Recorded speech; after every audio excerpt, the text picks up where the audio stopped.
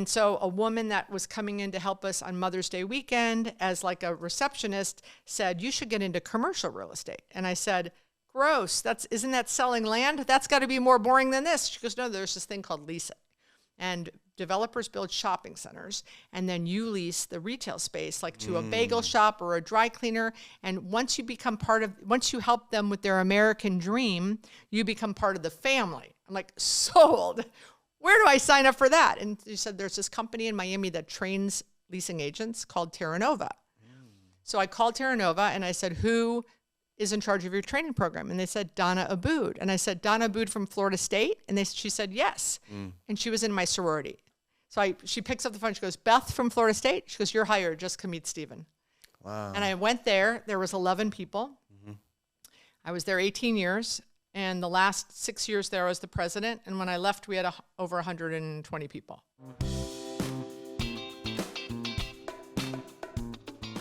The following is a conversation with Beth Azor, founder of Azor Advisory Services. Beth was born in the Midwest, but is now leading the way, motivating women to invest in commercial real estate. She is known as the canvassing queen and will soon be recognized as the mall whisperer. After 35 years in the commercial real estate industry, there's not much Beth has not accomplished, starting as a leasing broker and ending up as the president of the firm. She leases, buys, sells, invests, consults, and develops, but most of all, she will inspire you after listening to our conversation. This is the David Maggard podcast. To support, please subscribe, like, comment, and share.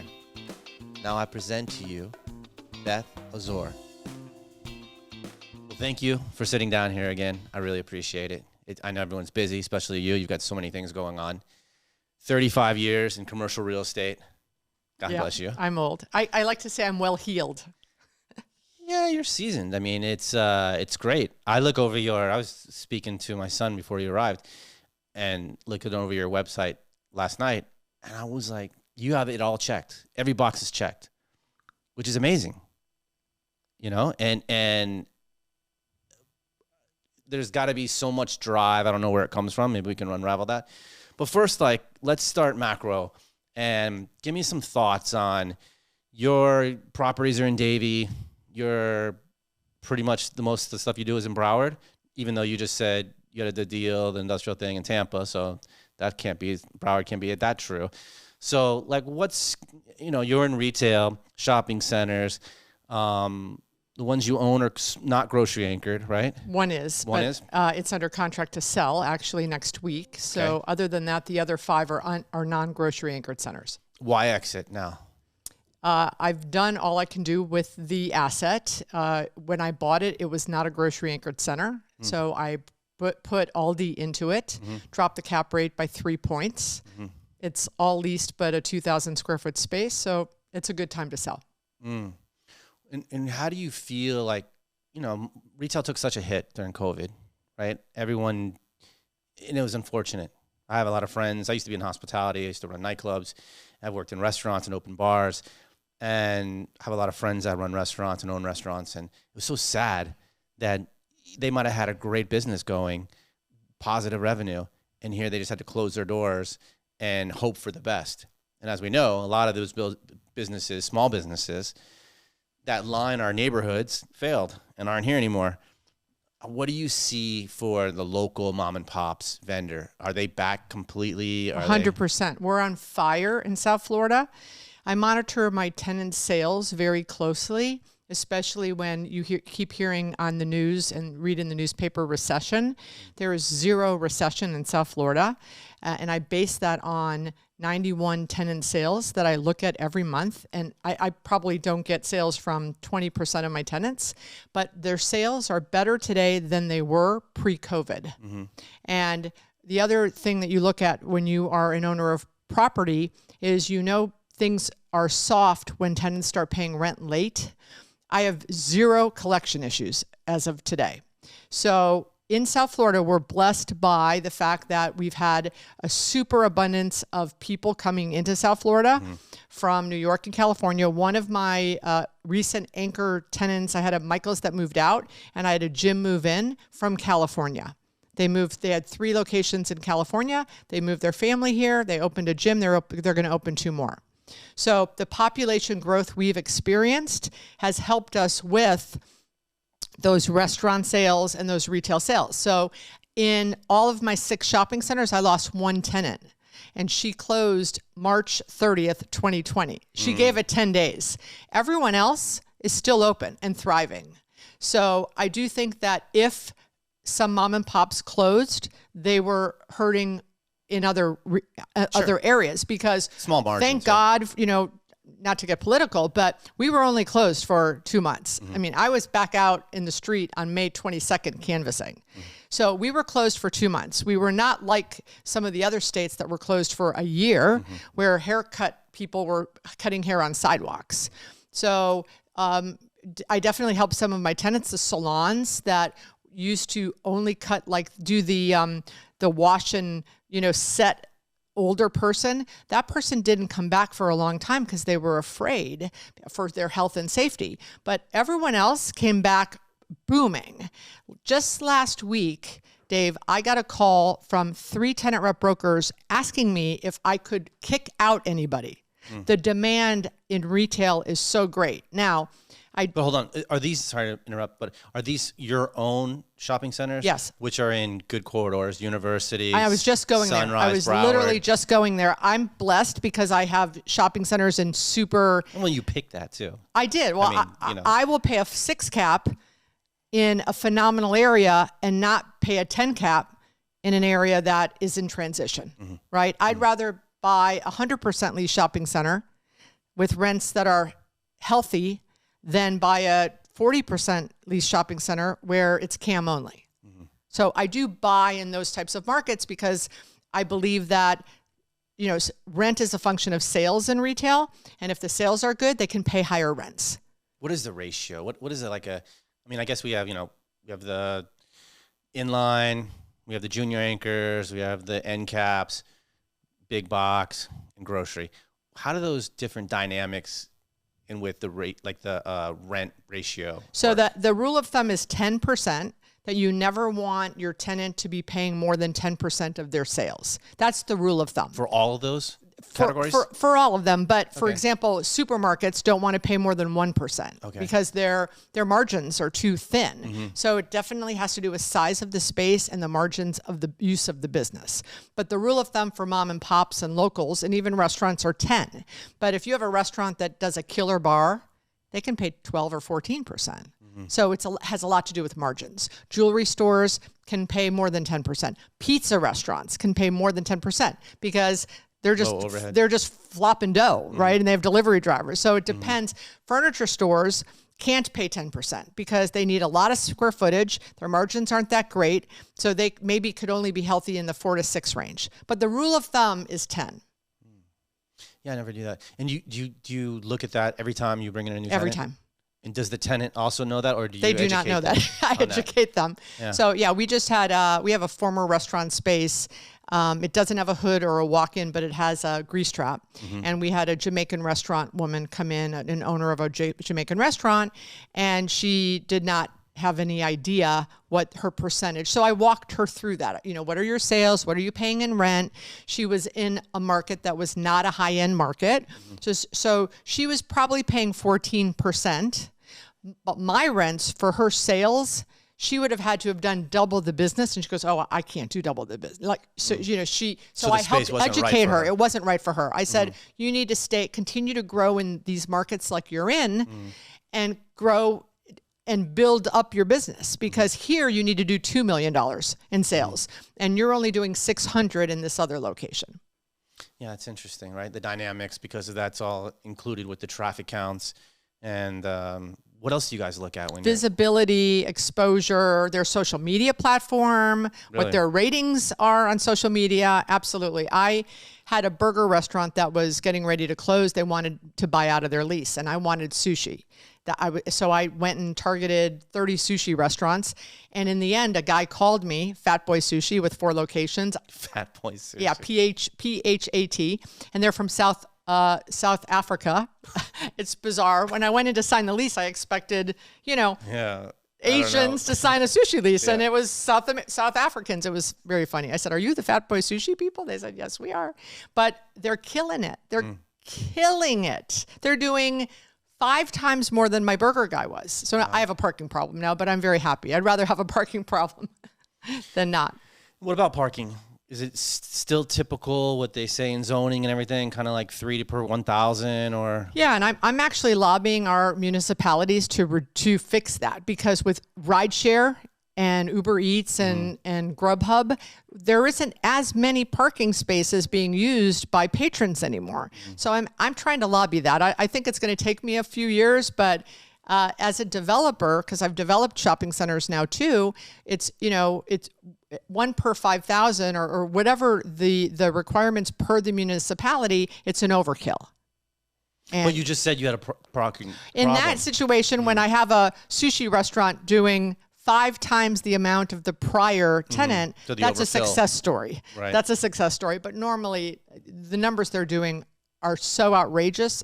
Why? Why are they so good? Where are they? Tell them. It's across from Nova Southeastern University at my shopping center called Shops of Arrowhead. They have 4 other locations. They have huge following on social media, Instagram, and they have a full bar. I've never had a full bar in that shopping center. It's a strip shopping center. I have Sub Guys and cell phone stores, Panera. So a full bar, they do a great happy hour, and they're printing money. So are they bringing over the Nova students? Is that what's filling it up? Or no, because they opened right near the end of last spring. So they've only been open, I think, 4 or 5 months. It's the higher end Davie, Plantation, that Western Broward, disposable income couples and families. Nice. So I can't wait to see what happens when Nova brings their students back next week. But they're not a cheap sushi place, and they have a full bar. So, but I'm anxious to see.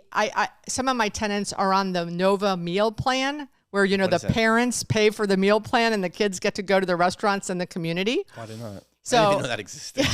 It exists. So be careful when your son goes away to school, because if they can lobby and get on the meal plan, that's great for me, because now students from the college are coming over and the bills are going home to the parents. Wow, that's unreal. Whoa, sorry. That's crazy. I never even knew that existed. The meal plan. Yeah. So it's besides Is just that only the by cafeteria. like colleges and stuff like that? Or? Yeah, different colleges. My son moves into his dorm Friday, and on Where's he going? St. Thomas, he's playing golf. He got a golf scholarship, and he has a Panera and an Einstein's on his meal plan. So it's just offered, and then you can. The university does some deal with the restaurant, which is it's very smart. And then your son has an account there, but it's through the university, and you just deposit through the university. Yeah, you pay for the meal plan, and then certain restaurants that they can go to. He just redeems it there. Yeah. Oh, it's awesome. It's great. It's a great idea. It's good marketing, right? I always tell my restaurants when I sign leases with them, go talk to Nova about getting on the meal plan. So your shopping centers are doing great. You live in Davie. You got great corridors. But what about everybody else? I mean, what about, you said South Florida is not in recession, right? Definitely not. And I mean, you're boots on the ground and all over the place. But what else about retail though? Like, what else is going on with like big box, or who's moving in, who's moving out? What's going on? So I think who doesn't exist anymore. I think the malls. In the country we have 1,000 malls, and they say that the pundits say that 300 will close in the next 3 to 5 years. I think we in South Florida have 18 malls. We should probably have 10, right? So besides Cutler Ridge Mall, which I think it's called Southland, and Broward Mall, those are 2 that are in foreclosure. I think we're going to see in South Florida a few more malls close and become apartments or office parks or universities or governmental, places, but mostly multifamily. We have a shortage of multifamily here. We read about it in the paper every day. And, if Mayor Suarez keeps bringing high-tech companies down here, we need to find places for these people to live. So I think we're going to see a lot of multifamily. Big boxes, there aren't a lot of new big box chains expanding. What we're seeing new is these digitally native brands like Bonobos and Warby Parker and all of these brands that used to say, we're not going to go in bricks and mortar. They're all realizing that the cost per customer on digital to get those customers costs a heck of a lot more than rent, which is why you're seeing all of these new digitally native concepts opening in stores and bricks and mortar. So we're going to see expansion and new concepts that way, but it's hard. Big box stores, there's very few new ones. HomeSense, which is a new concept from TJ Maxx, is opening in Sawgrass Mills Mall. That's the first one, I think, in South Florida, which is new. There's a store called Party Time from France that opened in Pembroke Pines and is now, I think, looking at a location in Boca. But there aren't, when I started in this business in the 80s, we had a ton of new concepts. Every use had 3. Books, you had Books A Million, Barnes & Noble, and Borders. We had 3 of everything. If there was a linen concept, there was 3. There was a pet store, there was 3. Now there was electronics, there was 3. Now we're lucky if we have 1 because books you can get online, electronics you can get Amazon. Online. Right, exactly. Amazon came. So I would not be a buyer of power centers with 10 anchor stores. That would not be what I would be looking to buy. I like buying my little 30, 50, 60,000 square foot centers where I have a lot of restaurants and I have services. I have a barber shop, a hair salon, a nail salon. You can't get nails done on the internet, right? So those are the centers that I like to buy. Good point. Yeah, you're right. You can't do nails on the internet. You can't go right? to the barber on the internet. Yeah. Cell phone, you can order a cell phone and get it maybe a day later, but what if you have a problem, loading it or, so cell phones I think are here to stay because sometimes you have to get your phone serviced. And smaller grocery footprints? I don't want grocery because I compete with the REITs who can pay a lot more than me. When I bought Plantation Crossing, which is my Aldi center that I'm selling next week, I bought it and it had the anchor it had in it was Tiger Direct, which is a local computer store that took over from a CompUSA. The center was 100% leased, and people said, "Why are you buying a center that's 100% leased?" But I knew that Tiger Direct was not going to be long for the world. You could walk in and just see no merchandise. So, and I knew I could get a grocery because I knew the market and I knew there was a shortage of groceries. While I had it under contract, I started negotiating with Fresh Market. But a Borders across the street closed and they moved over there, which turned out to be better for me because I got the Aldi, and Aldi is a better credit than Fresh Market. So I won. I bought that at an 8 3/4 cap rate. We're selling it at a 6. Oh, nice. Yeah, Aldi's everywhere now, right? They're expanding very quickly. Blew up. I mean, you see them. They've got, big money behind them too. That's a German company, I believe. Exactly. Right? Yeah, I read that. And the 2 brothers, the other brother owns Trader Joe's. So it's an interesting story, their background story. Yeah. It's pretty cool. So you don't like grocery, I like credit grocery. Tenant, though, I like right? grocery, and I like, what?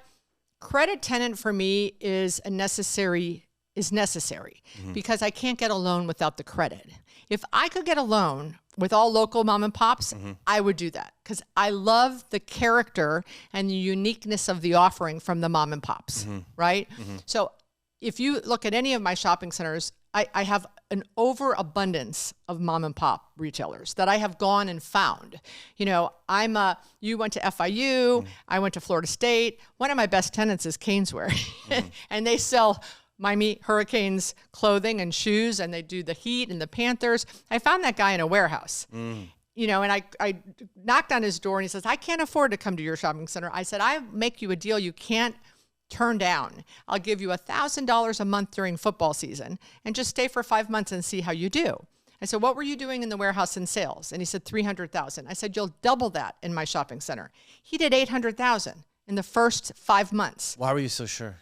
Because I knew his product, I knew his price point, I knew the co-tenant. I put him right next to La Spada Subs, which is a multi-million-dollar sub store, and I knew that customer that's buying the $14 subs is going to be walking into the Caneswear store buying a Cane shirt or a Heat shirt.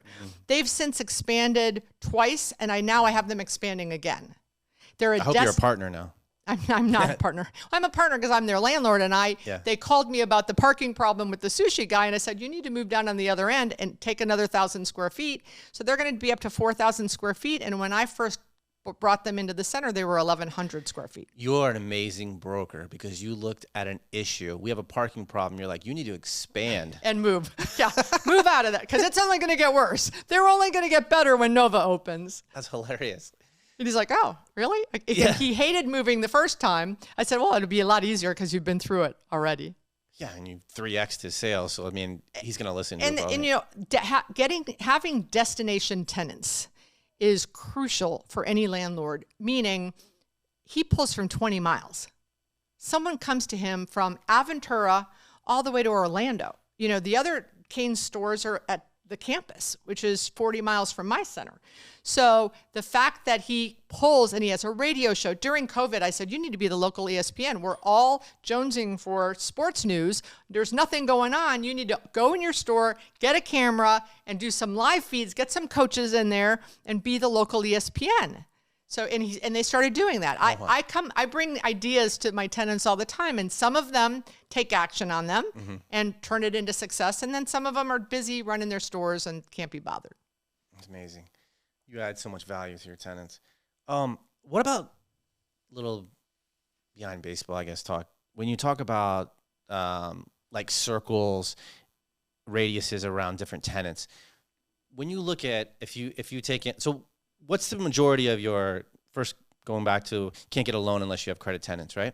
What's the ratio of how many credit tenants compared to how many mom and pops? And if you have like a 50,000 square foot place, like what is the bank asking you? Like what do they want to see? So I've turned some bank credit people's heads because I collect sales. And in retail, the health of the tenant is on their occupancy costs. Like what we were talking about earlier, average is 10%.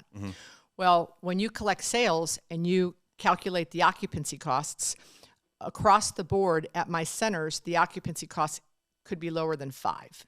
So I have turned credit officers' heads by saying, you want credit because you want security, right? Right. Okay, so La Spada Subs doing multi-million dollars worth of business, and their occupancy cost is 3.2. How secure is that lease? Even though they only have 6 locations. They're not credit. But if credit means, because Starbucks is going to close 100 stores this year. So yeah, they're credit, but they're closing stores left and right. Right, and no growth there, yeah. Right. So, but I would say that in my 42,000 square foot center, I have Domino's, which is credit. I have Panera. It's not a corporate store, but it's the largest franchisee in the United States. So the bank would consider that credit. I have Mission Barbecue, which is Under Armour credit, gray credit. And that's it. So that is that's 9,000 square feet of credit versus the other 32,000, which are sales. Low occupancy costs. Low occupancy cost. Low overhead. So I have convinced. That's what you mean by occupancy cost, right? Yeah. Overhead. Yeah. They're rent to sales. Right. And then you take so much data and you bring the data to the lender. Lender. And say, how can you not tell me that La Spada's is not credit?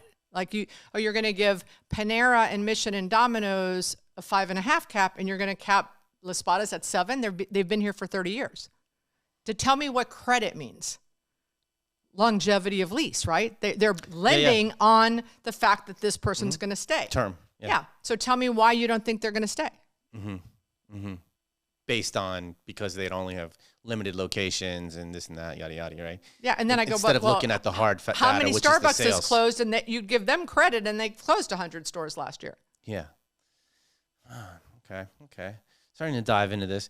I like doing shopping centers. I've done a lot of them. They're a lot of work because there's so many different. Right.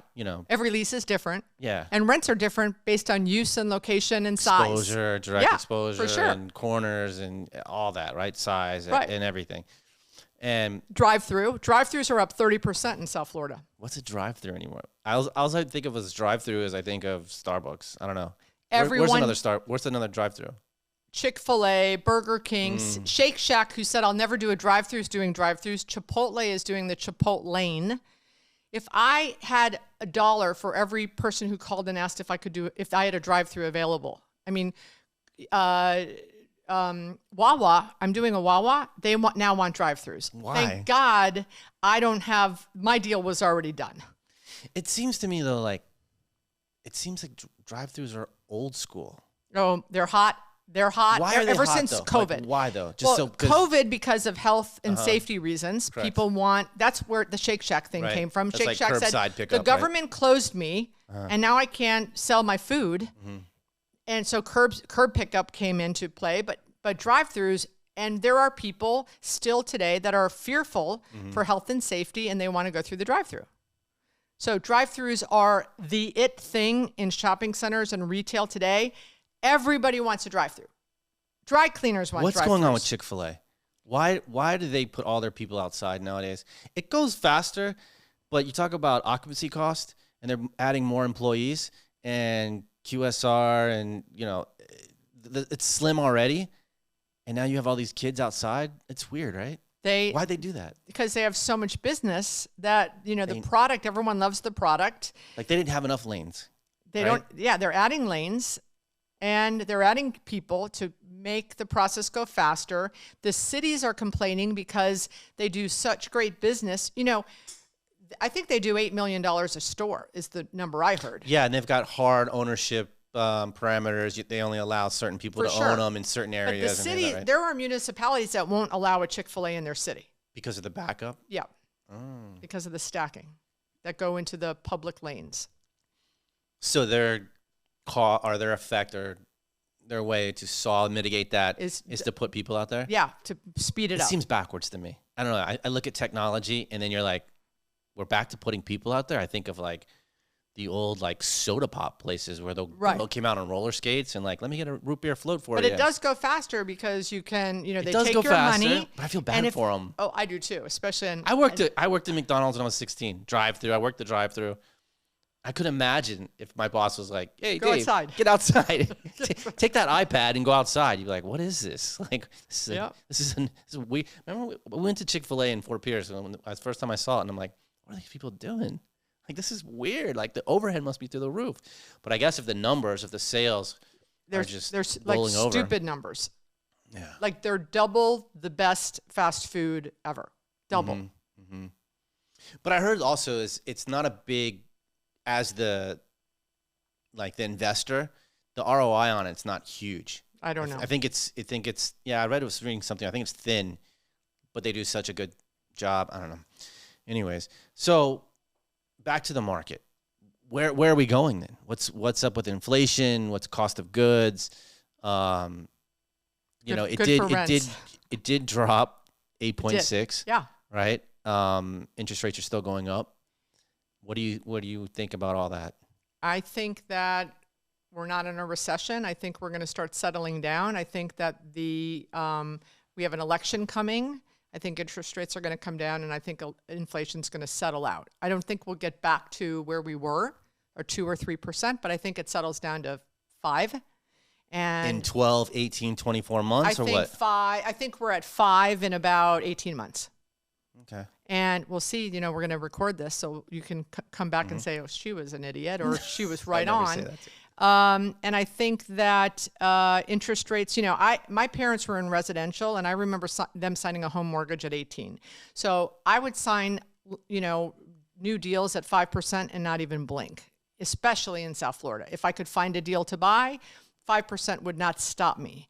People are just they're becoming alarmist, which I think is ridiculous. So the townhouse we bought in cash, and then we just cashed out refi'd at like 5 something. Yeah. It was like a month ago. Yeah. Well, it was 18. You're younger than me, but it was 18. So we're really lucky at 5. So we also just bought a car last weekend, and that was at like 6.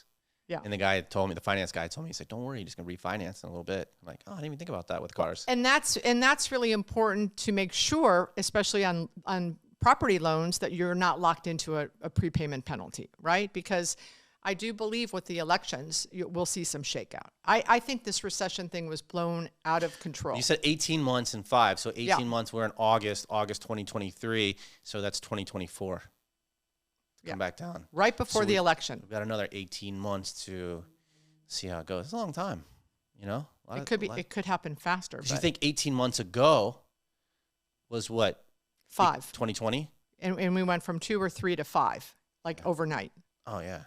It went up quick. I remember being on a phone call when someone said, "Did you see what CPI was at?" And they said 5. And I went, "What?" Like I couldn't, I had to Google it right away. I'm like, oh my God. But, we printed a crap ton of money. So what? Yeah. Yeah. And it's going to take them, they got a hard job. Fed's got a hard job, right? To control the inflation. And I don't know. I wouldn't want their job. It's going to be interesting. I don't think anyone knows, and we'll see. And hopefully. What I do know is we're not in a recession in South Florida. We are absolutely not. I went to Disney World, so that's out of South Florida, Orlando, back about 6 weeks ago. Mm-hmm. I left there after 4 days and bought Disney stock.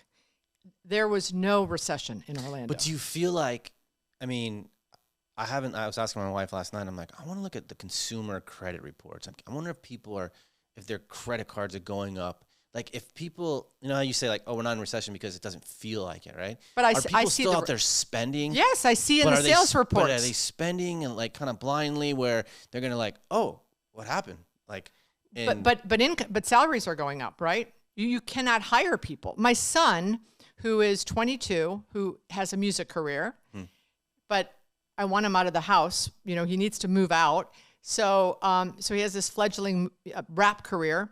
He just got a job at Cooper's Hawk in Pembroke Pines, $2,000 signing bonus, $1,000 after 30 days and another $1,000 after 90.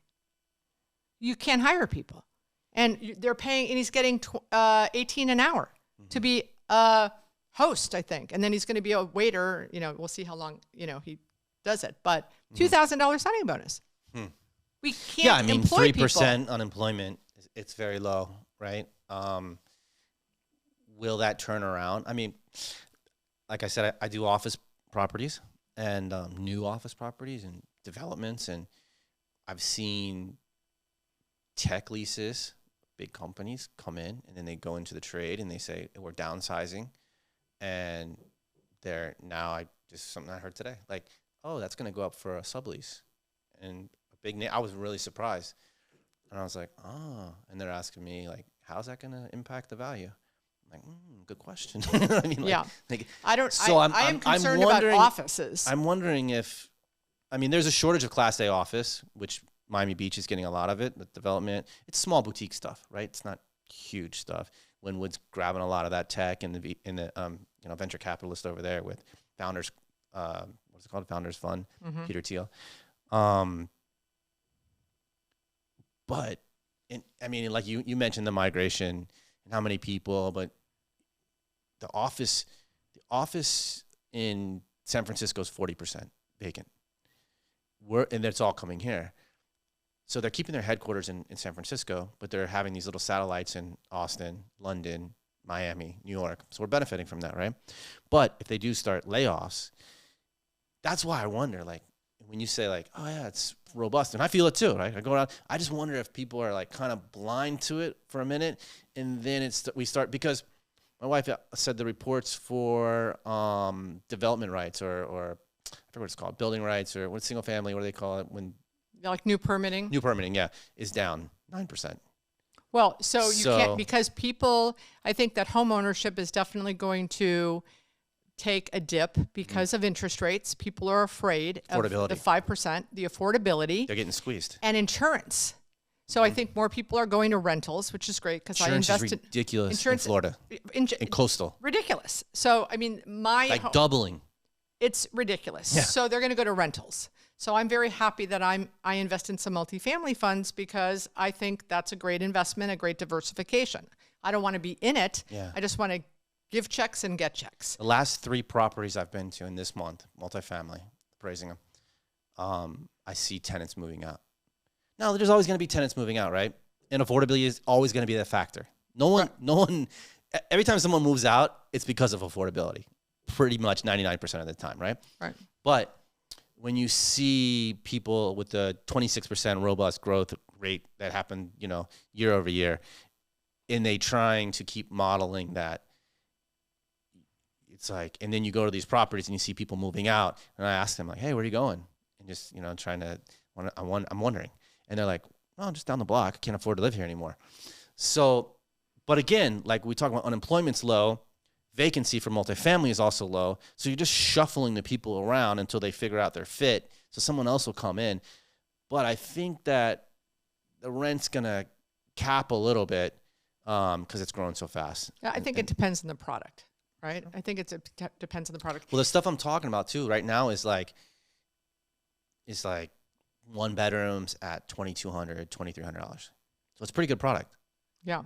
Where you would think, like, we did the math the other day, like if you're going to pay $2,000 a month and you pay 30% of your income, you have to make $100,000. So anything above that, there's $100,000 not a lot of money, but more people are making 65, 70, sure. 75, 80. For sure. You know what I mean? That For pocket. sure. Absolutely. So it's like, if you got to make 100,000, and then we all know the cost of living in Miami is so hot, right? It's so high. People are paying 45% of their income to rent or hire. Yeah, they're getting just squeezed. So no single family, supply's low. Developers are going to stop building. It's already being shown. And we're constrained of land here anyways in South Florida. And then they, like you said, they go to multifamily, and then they're getting hit over the head in multifamily. We definitely have a housing issue in South Florida. We definitely do. And that has to be solved. And not my area of expertise, but definitely our employment base needs to have places to live. You know what's very interesting? I was talking to the director of the CRA in Pompano Beach, which is in Broward, right? And I was doing some land over there. And they were telling me, I had a great conversation, and I didn't think of this because everyone talks about it, and it's exactly what you just said. There's an affordable housing problem, right? They just talk about it nationally, right? Right. And then I was talking to the city of Pompano Beach, and they said, no, we have an overabundance of affordable housing. We want market rate. And this is perfect to ask you about this because you're retail. They said, if you build affordable housing and then you try to create the neighborhood around it with the retail and then some office, it will never get going because the people in affordable housing, nothing wrong with them, but they don't have a lot of extra money to spend, income. Right? And then therefore the guy renting it, as you know, can't pay a lot of rent. And then if the landlord, as yourself, is not going to receive a lot of rent, well, he might be lets go of some repairs and maintenance, right? So then you have this disheveled kind of product. And they were saying like the perfect scenario is you build the market rate, then you establish the retail and some office around it, and then you sprinkle in the affordable housing. And I never thought about that. And he goes, that's why you see these areas that even though they're building affordable housing in there, they still can't get those neighborhoods going because there's just not enough income. And no one's going to drive from another neighborhood into that neighborhood to spend money at, right, which is why Fat Sushi or all these places. Which is why you see first floors of these multi-story affordable housing buildings empty because the cities are requiring these developers to put retail on ground floor. The developers don't know how to build retail, so they do not build with a restaurant in mind. So there's no grease traps, there's no places for hoods and ventilations. Parking is a disaster. Excuse me. So the customers nor the employees have places to park because the developer calls me, the retail consultant, after the building's 80% leased residential-wise. Right. Then they go, okay, we need to pay attention now to the retail because we had to build it because the city wouldn't give us our permit or our development rights unless we had mixed use. Absolutely. Retail on the ground floor. It's all empty. So then I don't even go, but I used to go. Now I just ask them over the phone, tell me about the parking. Oh, we have parking garage. Okay, is the parking connected to the retail space for deliveries and for employee parking? And where do the customers park? Oh, no. And then I go, and how many spaces did you allow So say that again. So, because I want to know, like, what should I ask when I do it? Like, yeah. So What's a hot button? In a perfect world, if you have ground floor retail, the developer planned ahead for a grease trap, a hood, and for restaurant space. And if they didn't, how much is that to put that in there? Well, ventilation for a hood, you'd have to go through the apartment upstairs. So you can't put a restaurant there. So it's the impossible. grease trap you could go out the front and build it into a sidewalk, or probably in the parking garage behind it. Usually there's a parking garage behind the retail, which is a problem. And depending on how do people get into the parking? Do residents park in the spaces behind the retail? So now think about it. You're a convenience store, right? Which would be a great use for a ground floor of a high-rise apartment building. Like a Green Publix, whatever. Right, or just a 7-Eleven Bodega, without whatever. gas, right? Okay. But there's no places for their employees to park. So there's no place for the customers to park because there's no on-site parking. And I'm not going to go to a convenience store where I've got to pull in a parking garage, that I don't live in the building. Right. So it's a problem, which is why if you drive around South Florida and you see first floor of high-rise zero buildings, lot. They're mostly all empty. Or they've become, the construction office for the building next door, right? Yeah. Because Absolutely. it's the tail that wags the dog. The developers don't think ahead of, what do I need to do for these 8,000 square feet on the ground floor? I get it, but then when they try to hire someone like me to fix it, it's kind of too late. So if a developer tells me, Dave, I got this mixed use and we're going to put this restaurant down here. You need to say, great, did you plan for the grease trap and the hood? The ventilation for the hood? And if they say no, I say you're not putting in a restaurant. And unless there's a way that the architect or the engineer can figure out how to vent it out the side of the building. Okay, so if it's an end cap, it's got to be like on that. an end cap because to vent out. Okay. But yeah, but having said that, in retail, in South Florida, there's virtually no new development on the books. The only new development on the books in South Florida for retail is ground floor of multi-use buildings. So the developers hopefully will figure it out, because literally I have tenant rep brokers calling me saying... So they need parking for the employees, for the retail. And customers. And customers. Unless you're downtown Miami. Curbside parking. Curbside, like in the front. Right. So they could pull in, get out, get in, get out. Yeah. Not go into the driving...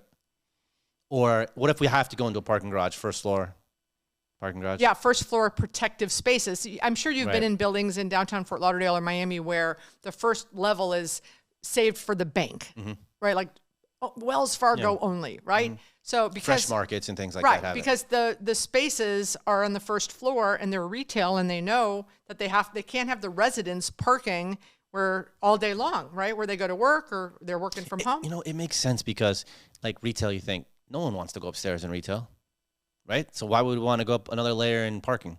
Right. Exactly. It completely makes sense that. Yeah, they don't think of that. I don't think I've ever heard.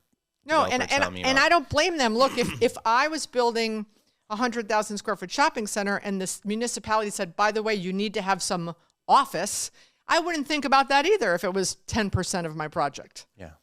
But going forward, I do know developers that have made that mistake and now are going forward and fixing it. What's the fix? Putting in the grease trap. Maybe Ahead of time. So designating a space for the restaurant. Putting a gap, maybe putting parking garage over the retail before the residents so that they can vent out for the hoods. Because restaurants is the hottest thing going, and every restaurant wants space. So allow for that. That's what was so sad about COVID, is that when retail was dying, right, with e-commerce and people were leaving brick and mortar, restaurants were saving all the centers. Restaurants became the new anchors. Right. Yeah, they were thriving. But I'm going to ask you a question. Boom, it got hit so hard. You say retail's dying. Or No. It was dying. Wait. No, but I said, like, you know what I'm talking about. No, though, I know. I'm going to ask you a question. All right, go ahead. In 2019, there was $5.3 trillion of retail sales in the U.S. $5.3 trillion. What percentage do you think was online of the 5.3? I know I've heard people talk about this. It's low, right? What's the percentage now, though? Under what it was then. Low. It's lower than it was. Why so would it be? in 19, it was 11%. So as a retail developer and owner and investor, 89. I'm good with 89% of the sales dollars going to bricks and mortar. Now let me ask you a question: do those sales, because we order our groceries online, but it's through a brick and mortar, do those sales get calculated for the brick and mortar? It depends on the tenant and the lease and the shopping center, right? Yeah. But so I would think that has scooped up as the delivery. Before COVID, it was estimated that worst case scenario in 2030, it was going to be 30%. Okay. Online, 2030, 30% in 2030. It dropped in COVID, I think, to 9. So I'm good with 30, Dave, as a retail investor and developer. 70% of my customers are going to come to bricks and mortar. Good with that. So retail's like not you said, dying. Though, if you have the kind of shopping centers that where people have to come out and they can't, but it just. But we also learned in COVID that people want to come out. That was what happened. Was people were jumping at the chance to get out. So that was a great thing for retail, because that's when, all the digitally native brands were like, we need stores. It costs a lot of money to get the attention of someone on their laptop or phone. And if we have a store on Lincoln Road or Merrick Park or Miracle Mile or Worth Avenue or Las Olas, I have a store with a billboard. That's a heck of a lot cheaper than the CAC, customer acquisition cost, of getting your eyeballs on their page on Instagram, which is awesome for retail. So the headlines were retail was dying, Amazon's killing retail, but it was 11%. It was just bad news. It was incorrect news. And it was like trimming the fat, right? It was like probably those companies or those little whatever. Look, bad retail is bad. Right, exactly. And that's what they said about restaurants too during COVID. Like bad restaurants are bad. They're restaurants going out 1 month, 6 months, 8 months, whatever. They were going out of business. Right. But restaurants did step up, right? There was restaurants everywhere. So is that thriving again, the restaurant? Thriving. It's the hottest juice. The hottest juice is restaurants. And that's the biggest. Before COVID, I would get 3 to 5 calls a week on my properties, on sign calls. Those are incoming calls, 3 to 5 a week. I get 3 to 5 a day now, and 4 are people looking for restaurants. 4 calls a day. So how easy is it to reposition a regular inline space for a restaurant? It's about $50,000. 50,000? Yeah. And that's grease trap and hood? Yeah, grease trap and hood. Good to know. Is that happening And often it's parking. now? Like at Arrowhead, where I have Fat Boy Sushi, I can't put another restaurant. I have no parking. Sure. So even if I wanted to retrofit a space into retail, I can't. Right. You have to balance it.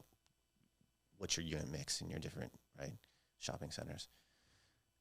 Okay. So, you're bullish on the market. You love it. Huge. Yeah. When I officed at 1200 Brickell. But you know what? Your personality.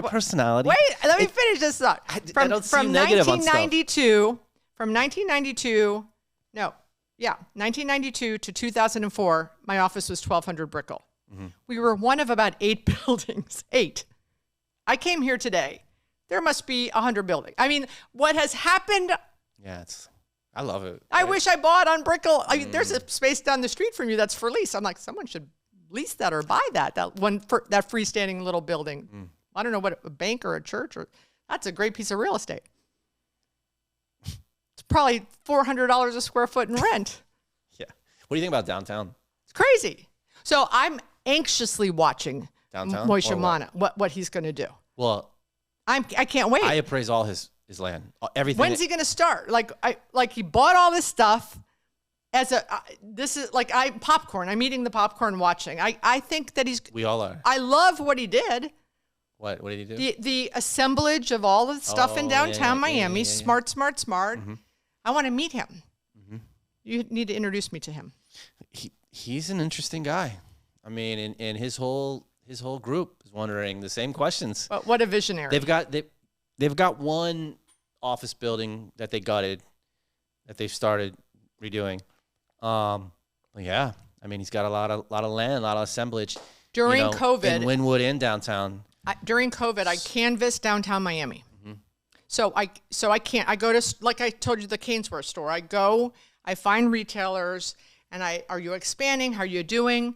So probably. And you just walk in? Like, yeah, I just walk in. And say, hi. I go, hi, I own shopping centers. Do you have any plans to expand? And It's that during easy. COVID, downtown, I went to downtown Miami because I was curious about how many employees were back. I wasn't believing the Miami Herald, right? And I wanted to see it for myself. And we went from like 10 to 4, and we were in downtown Miami. And I got like 6 leads. People were printing money in downtown Miami. That's when I said, oh, something's happening here. Like, there's no people. That downtown was not busy as far as employees walking up and down Flagler and First, but the tenants were doing well. Yeah, and those tenants are kind of like, you know, I mean, depends on what tenants you're talking about, right? There were restaurants. Right. I mean, in the newer product, they're real tenants, right? The other tenants are paying very little in rent. They're just kind of there, right? No, like if it's a Manor project, they're not really. I don't look at their income when I'm doing it. It's all land value. Right, for sure. But so I wonder if those people would be doing so well because it's a little toasty in here. Wait, sorry, turn the air off. Yeah, I wonder if those are the tenants you're talking about, or are you talking about more credit or no credit? I don't go into credit tenants when I canvas because I won't talk to anyone. Mm-hmm. Yeah, it's all corporate. Right? Yeah. Yeah. So I go into the middle local management tenants. guy. He's not there was gonna like tell you a anything, right? really cool guys clothing store, super cool. Some really cool restaurants. And everyone wanted to talk to me. Mm-hmm. They wanted me to have stuff in Aventura and Doral, and I didn't have that. I have Fort Lauderdale. Aventura and Doral, huh? Mm-hmm. Oh yeah. Yeah. So I knew that's when I kind of started thinking, oh, something's going on. It's not doldrums. Mm-hmm. And I'm telling you, this was like July or August of 2020.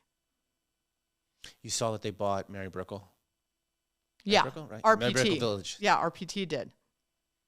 For a big number. That's going to be yeah, big. But you look at it, it's 1 story or 2 stories, you know? For sure. And it can be 80 stories. My former partner was, I think, in the final 2 to buy it, Stephen Battelle. Oh. But he lost out to them.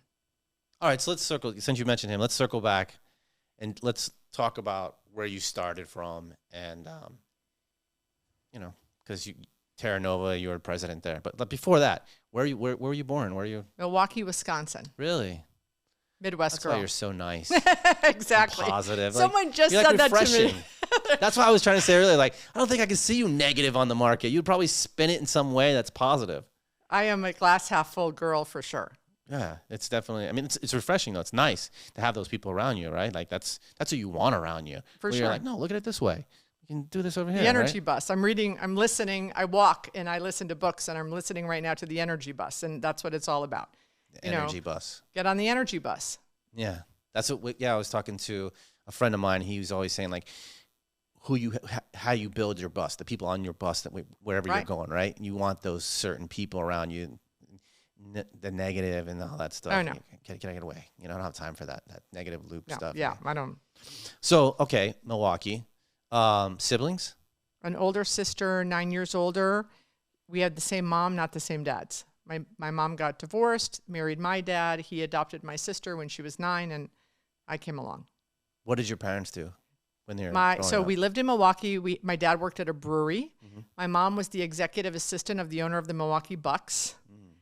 So I knew Lou Alcindor when he was Lou Alcindor and not Kareem. And my grandfather had a stroke and he had a bar, so we became bar owners. Mm-hmm. We lived upstairs from the bar. And then mixed use. Yeah, exactly. And then we got another bar, which was in a nicer neighborhood. And then my dad got a side hustle selling ITT real estate in Palm Coast, Florida, where you give $500 down and $10 a month. And when you retire, you have a piece of land you build on in Florida. And he would take these weekend junkets to Palm Coast. And we went on a trip and we came home with a house. And in 90 days, we sold all the businesses, all the real estate, and we moved to Florida, and I was 14. And in Milwaukee, where did you move though? To Flagler Beach, which was near Palm Coast, which is between Daytona and St. Augustine. Okay. And we lived on a little canal. And my dad back then you couldn't get your real estate license in Florida unless you were a year resident. So for a year, they just had fun. Yeah, because they had sold all these businesses. They had, it was great. How did you like it as 14? I loved it. Yeah. So I went from a class of 800 in a freshman class in Milwaukee to a school that had 7th grade till 12th, and the whole school didn't have 800 kids. We had one stoplight in the whole town. Oh, wow. And you liked that? I loved it. And I was, the editor of the school newspaper. I was a cheerleader. I was a softball player. When you were in a small school, you did everything. So even back then, you did everything. But I didn't in Milwaukee, but I did when I moved to Florida, because I was in an environment where literally the coach walked into You were the new person. Yeah, the coach walked into the cafeteria one day and said, have you ever thrown a softball? I go, no. And he goes, well, you look like you could. Come out to the, because you had to field teams and there weren't enough people. Mm-hmm. So you just got to do everything. And that absolutely helped me with my personality and being outgoing, because I'm a cheerleader, I did everything. It was great. So before, though, you weren't outgoing? No, I was not, because I was one of many, an ocean, and here you were one of a pond. Mm-hmm. So you had to step out and help. So what were your interests before you moved to Florida when you were over there as a kid? Were you no sports, or no? You play I bowled. I bowled. I was in a bowling league. You did that in Milwaukee. A lot of board games. You did a lot of stuff with your family. Because I had family around. When we moved to Florida. You never played like the clarinet? No, nothing. No. Nothing? Because my parents worked. We had like a bar and a restaurant. Hospitality. They could not take me after school. Mm-hmm. I remember a very funny story. I told all the girls in I think it was like my 5th grade class, that my mom was going to start a Girl Scout troop, and you all need to come over to my house today after school, and we're going to start a Girl Scout troop. And all these moms and girls showed up at our business, and my mom's like, what's going on? And well, Beth said you were starting a Girl Scout troop, which is not the case. I got in a lot of trouble for that, but I did want to organize things back then too, but they wouldn't, they got up, they cleaned the restaurant, they opened the restaurant. I mean, it was a very busy, their life was very busy. That's what it is in hospitality, though. For sure. It's weekends, so when we moved to Florida, and all of a sudden I'd come home from school at 2:30 and they're sitting in the living room, it changed my life. That's awesome. What about your sister? She was happy too, or no? My sister stayed in Milwaukee, was married and had a kid, and then they followed us down to Florida, and she got into HR and ended up having a whole career in HR, ending with the Doral Country Club here. She was the head of HR for the Doral before she retired. So she really prospered in HR. So everyone did well in Florida. Are your parents still around? Or? No, they both passed away, unfortunately, but they did great in real estate in Flagler Beach. And so I used to say, I don't know how you guys do this. I would never do this. I would never be in property management. Did they do it as a team? They did. My dad sold, and my mom did rentals for absentee owners. They were a great team. So your dad was the one that was like, hey, I want to go in real estate. Like he had like kind of... Yeah, he did it in Wisconsin, and my mom was running the business, the bar and the restaurant. He did real estate there? Yeah, so he dabbled in it? Or he cold called at the kitchen table people that said, do you want to own a lot in Florida, and when you retire, you could build a house? He cold called. He was doing that. So he did that in Milwaukee. Yeah, he did that in Wisconsin. He would meet people in Wisconsin, go to their houses, and sell them on the contract for the $500 down, $10 a month until you retire thing. Right. So he was basically capital raising on plots of land. Yeah. For retirement. And then he would take them in the airplane down and stay at this hotel, and they'd go and drive and look at the lot. But it was legit. It wasn't. It was legitimate. It almost sounds like a scam, right? It does sound like a scam. And I do think that there is General Development Corp. There was a company that did it scam. He worked for IT&T, which was like AT&T, but International Telephone and Telegraph. So they were legitimate. How long did he do that before? He did that till he passed away. No, I mean, how long did he do it there before he moved over here? He did it probably for 2 years in Wisconsin. And then he's like, why are we living up here when we could live there? When he moved here, he did the same thing, though? No, then he opened a realtor. After the year of his residency, he opened the real estate office, and my mom got... His own real estate office? His own. I think he joined, a guy, and they were partners, but, and then he just did residential his whole life after that. For probably we were there for 30 years before he passed away. I'm so interested in people that, they get their license, and then boom, they're like, oh, yeah, I'm going to have my own business, and now I'm going to do this, and I'm like, It's ballsy. Well, I love it though. I remember love that. I would get the phone call. Go get it. Can you come up to the office? There's a family here from Michigan, and they're worried about their daughter not transitioning in high school. And I was like part of the sales team. Hey, you were the closer. And I was like, oh yeah, I'm the cheerleader. The beach is across the street. We surf on the weekends. I definitely was the closer.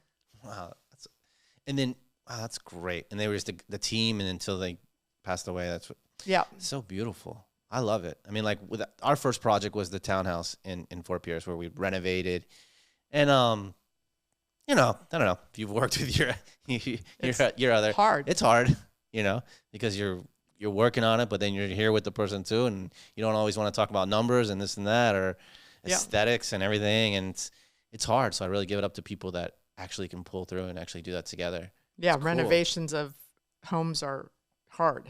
Yeah. Hard. It was hard we did it during COVID, and there was a lack of GCs, a lack of good GCs, and we were doing it long distance, and we had to fire a couple people, and then we ended up there many hours repainting after other painters, and you know what I mean, just to make it look better how we wanted it. Right. We spent all this money, we're like, I can't look at that, I gotta fix it ourselves. But anyways, great. So you guys moved to Florida and just prospered. That's what it sounds like. That's what your story just sounds like. Just prospered. And then I went to Florida State from there. I wanted to be a Gator, but they sent me a letter saying, congratulations, you're a Gator, but you have to start in the summer. And I'm like, I don't want to start. I have jobs. Like I worked always. I always worked. What did you do? Oh, my parents bought a little motel on the beach, and I would clean the motel rooms, and I was a waitress, and I cleaned hair salons. Hold on. How big was the motel? Like 21 units. How long were they in the business before they bought that? We moved to Florida in 75, and in 78, they owned the motel. 3 years later. I almost bought it. And the real estate office was like on the end cap of the motel. Right, makes sense. sense. It could have been a room, sure, but it was the real estate office. Absolutely. I tried to buy a motel in November, December, all the way through in Fort Pierce. So 2 blocks from where the townhouse was. Me and my wife were walking through the neighborhood, and we walked by this place, and it's like 14 rooms, right? Super cute, and you look at it and you're like, oh, whoever owns that really takes care of it, and you're like, oh, I'd love to own one of those one day. And then I had a friend who lives in Memphis. He's in the beverage business, and he was trying to buy a building in downtown Memphis because it's going through a whole repositioning over there. So I got inspired because he's like my best friend. So I that night before bed, I was online. I'm like, let me just see if there's any buildings in Fort Pierce, right? And then boom, that motel was up. And it's literally a block from the beach. So if you walked by it, you would say, "Oh yeah, I see what you're talking about," because it's just so cute. It's like a cottage. What happened? The person that owns it is a woman who used to work on Wall Street. Came down with her husband. Same thing.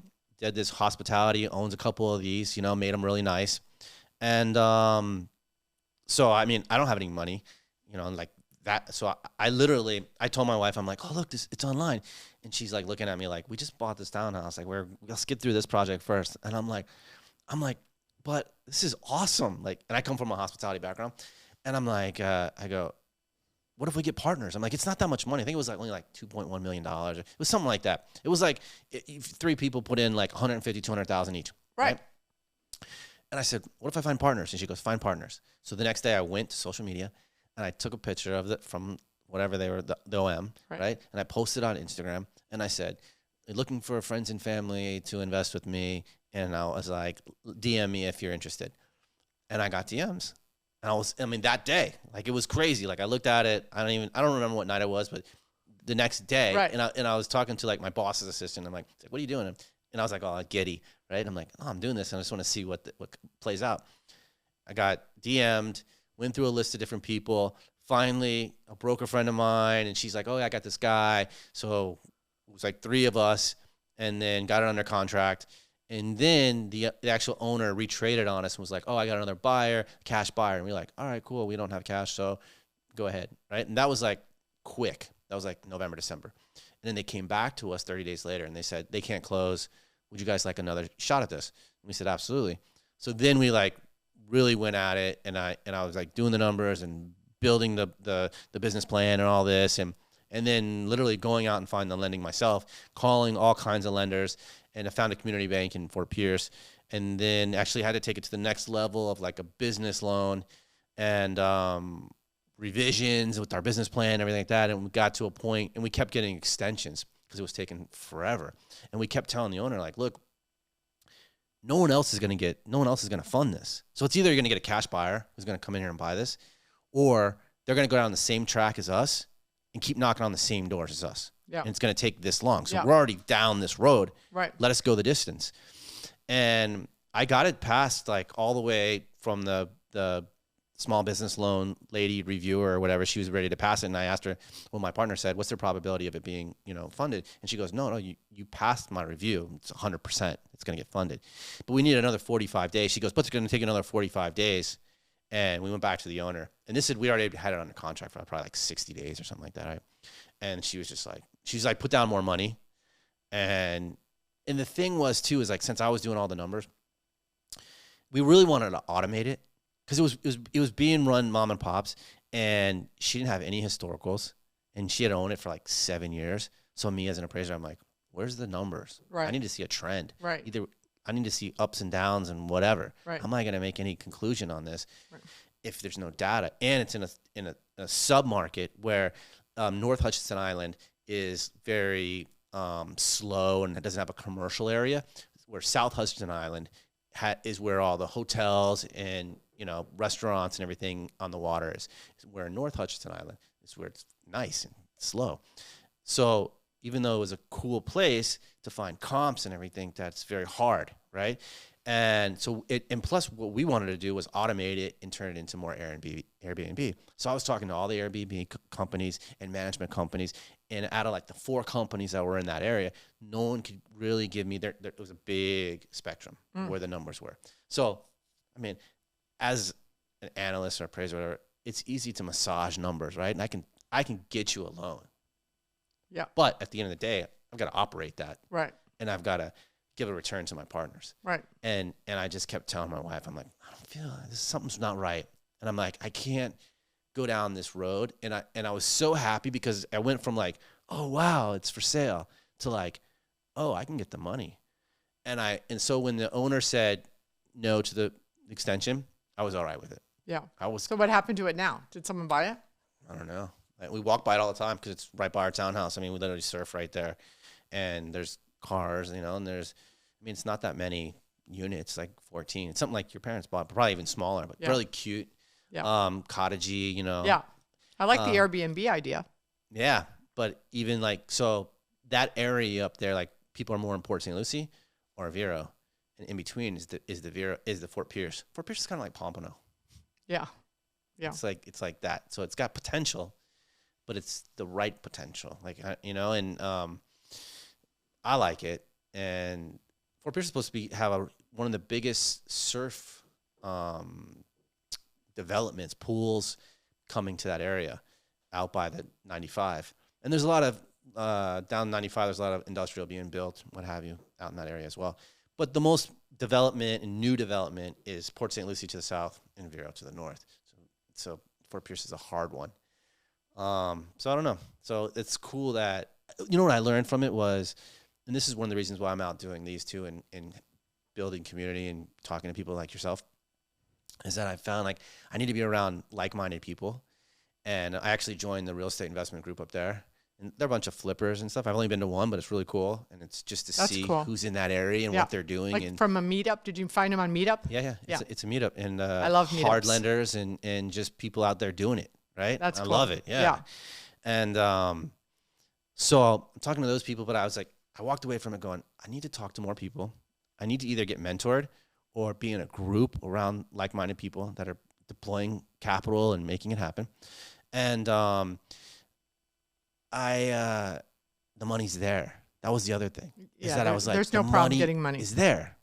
Because I was like, I don't have any money. I mean, I had a little money to come to the table, the 150 or whatever, but that's one deal and that's gone, right? Yeah, for sure. So I started also thinking as like, I need to figure out how to raise capital, because in my field, in appraisers, more brokers, you guys more invest, but a lot of brokers don't invest either. They're for the transaction, right? And the appraiser is more like the job, right? They're more conservative and a lot of appraisers, the wife doesn't work, but they make like $200,000 a year, and they live a nice little life, but they don't, like, there's no out there hustling and investing, right? And then I was like, it seems like there's so many people to pull from for capital, and if I can just learn it myself, I could be that point person to bring along all the other people and help people make money, right? Sure, so sure. I walked away from that deal, which didn't happen, with all this like positive spin, like kind of like how you run.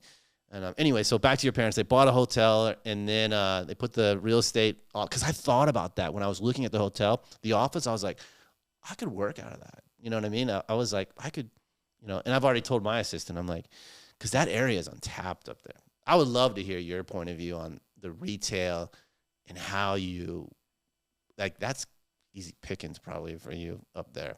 Like, that's, but then you need the drivers. Yeah, you need the population.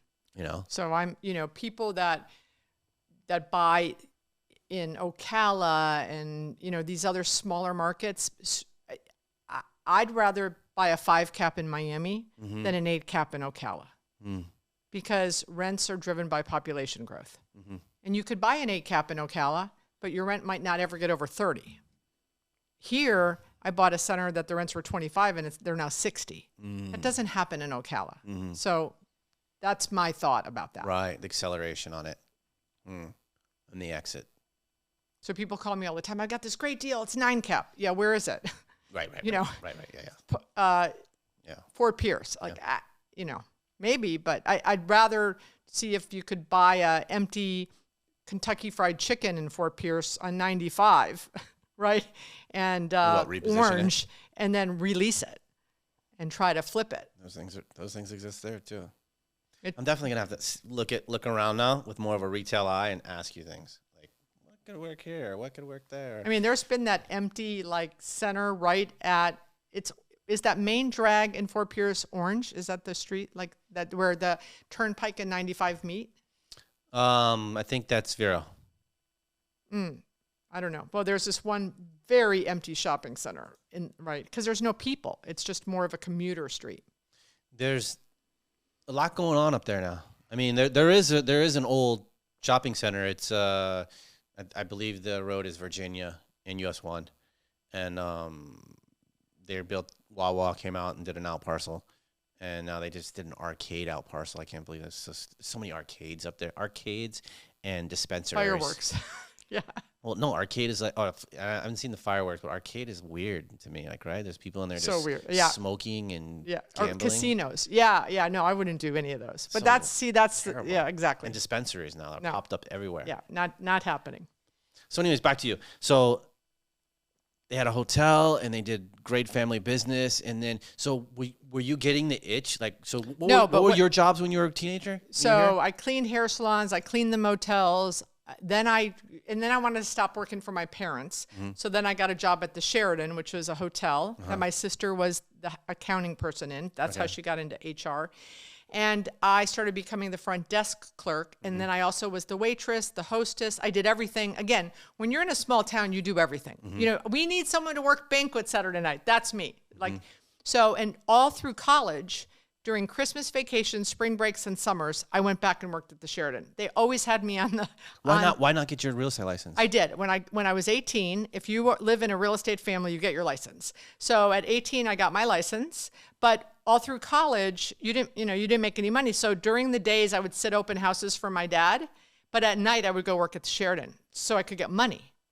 So I would work sit open houses, and then if someone ever came back to buy the house or the condo, I'd get checks at Florida State, in October. A deal closed. How close were you to Florida State? 4 hours.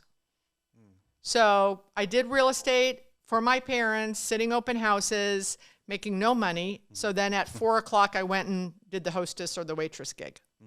And I did all that all through college. And then what did you study in college? Communication, English literature and communications.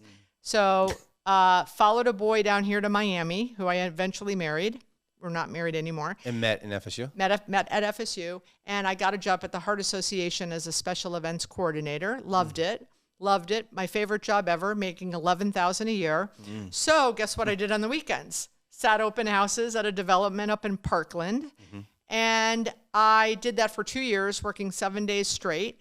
And I got my $11,000 job from the Heart, went to $23,000. But my weekend job selling real estate, I was making 10 grand. And I'm like, oh. And so my executive director at the Heart said, we love you, but your ambition exceeds us.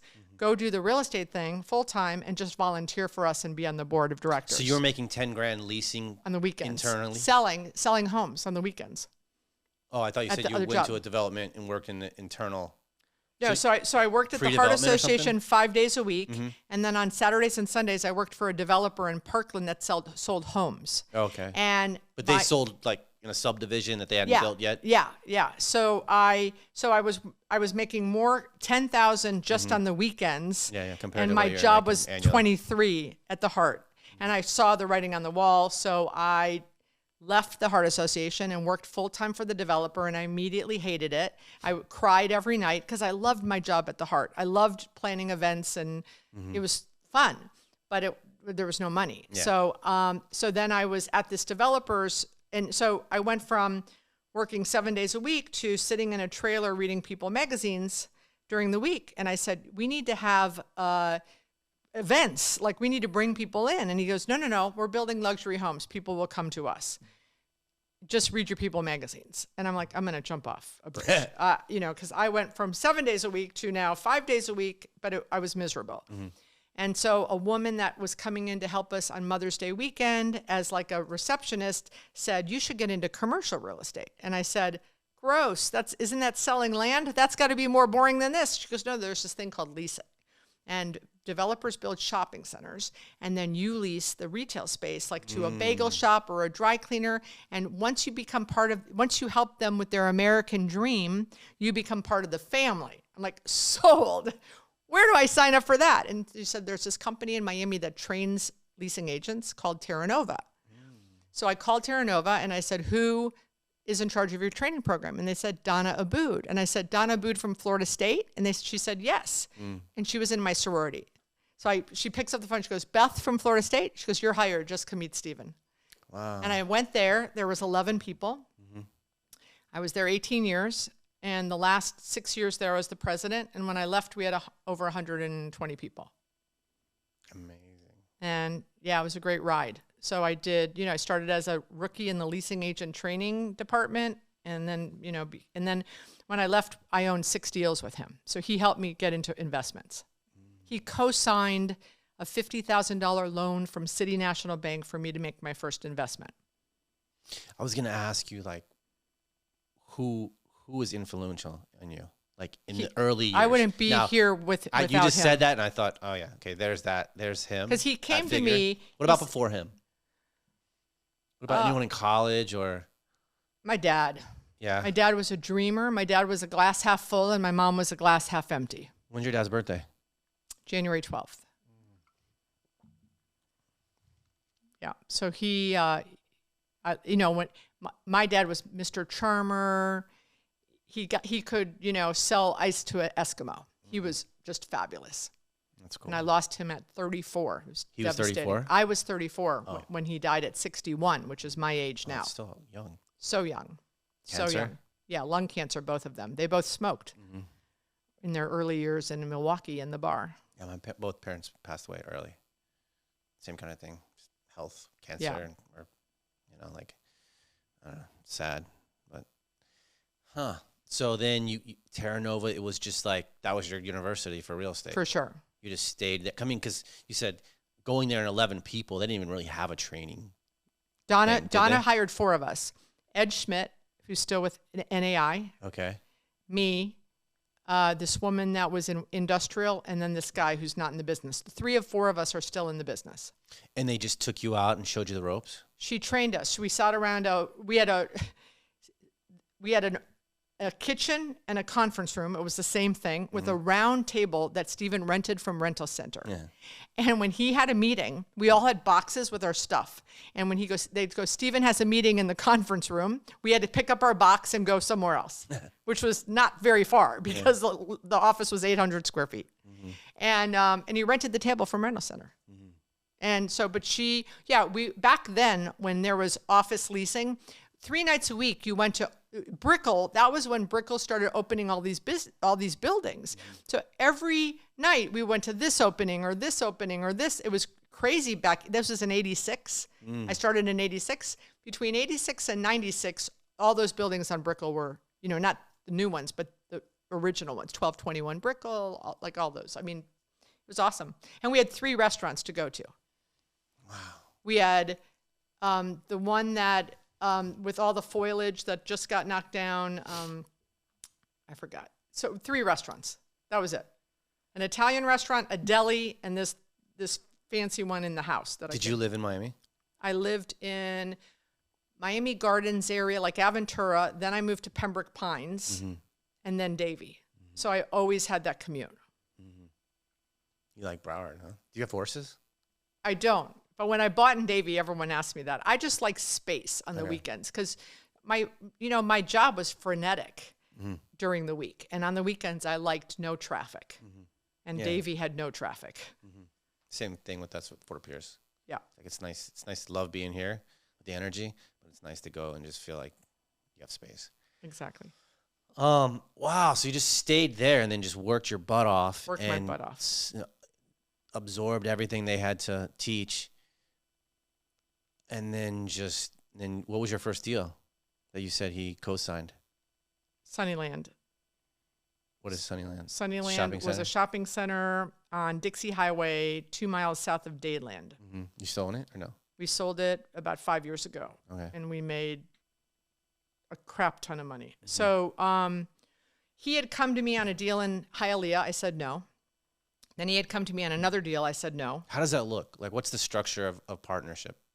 You can put in 25 to 50,000, and you get a preferred return of 6 to 8%. So he's raising capital. Yeah. So he would. You're limited partner, and he's general. Limited partner. He's the general. Okay, and like 70-30 split, something like that, or 80-20, depending on the deal. Okay. And then the third time he came to me and he said, "What?" I said, "I don't have any money." He goes, "What are you doing with your money?" I go, "Well, there's a Jaguar sitting in the parking lot, and I did just get back from a 3-week trip to Hawaii." He goes, "You're a freaking idiot."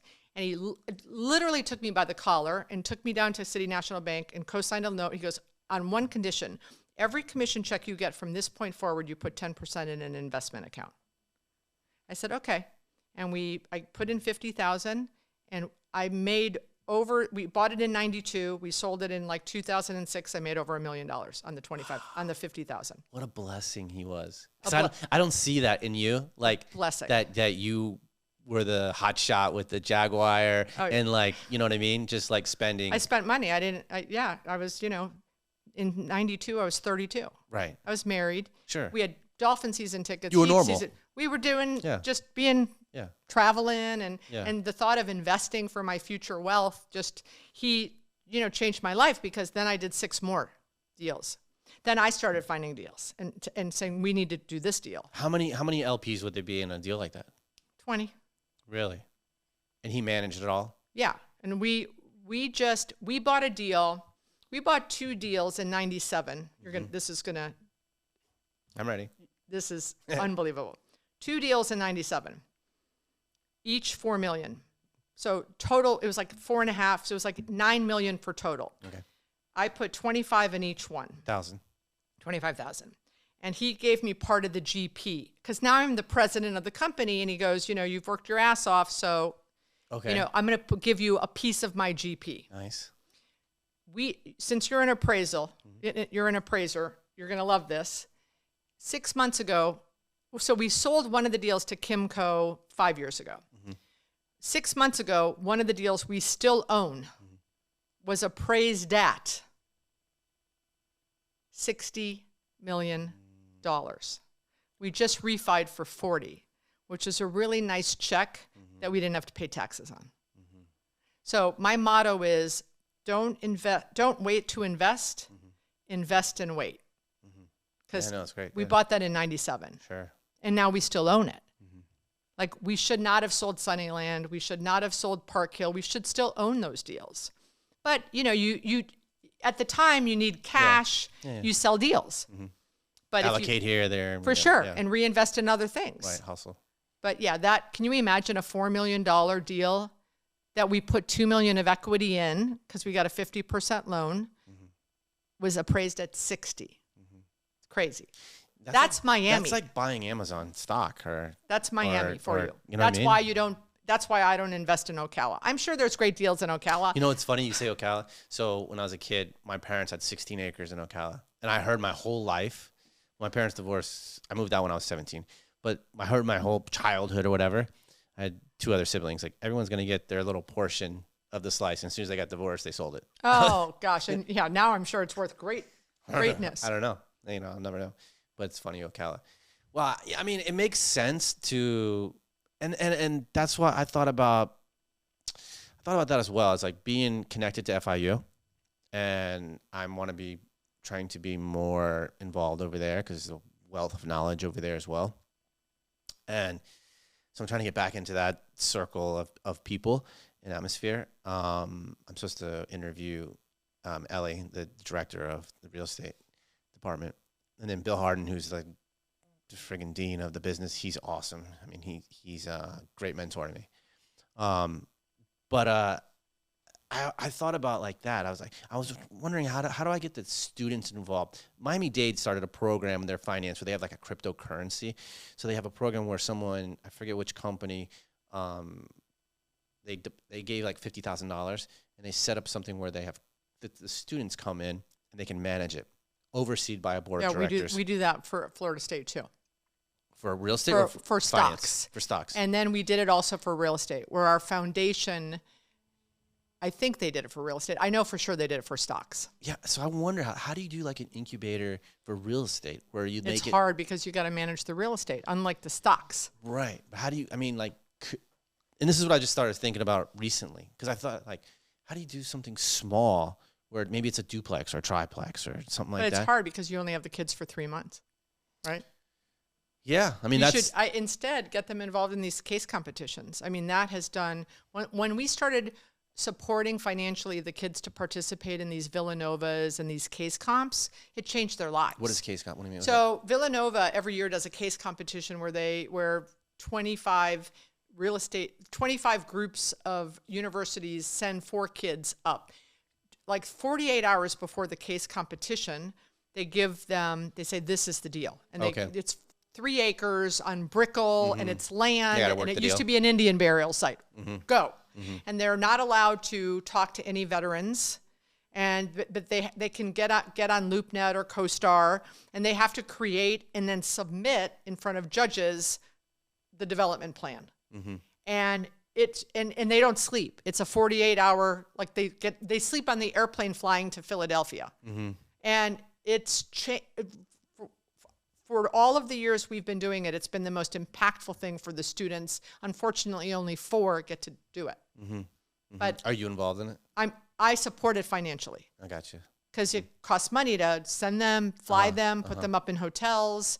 But it's an unbelievable experience for them because they're huddled into, they're in a war room, and for 48 hours, they've got to put together an analysis, market comps, ROI. I mean, financing. Underwrite it. It's unbelievable. Yeah. So what we get to do as members of the alumni who support it is then they do the pitch for us when they come home.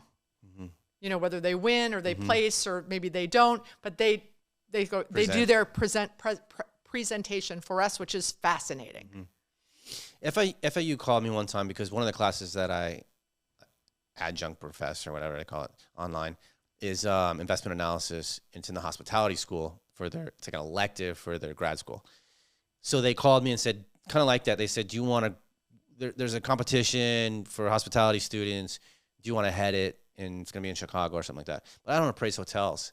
And it's a niche. Hotels is a niche. It's a business, sure. There's different things going on and there's experts in that field. I'm not that guy. I could be that if I sat with somebody for a day, I could learn fast. But so yeah, I didn't do it. And so it's probably something kind of exactly what you're saying.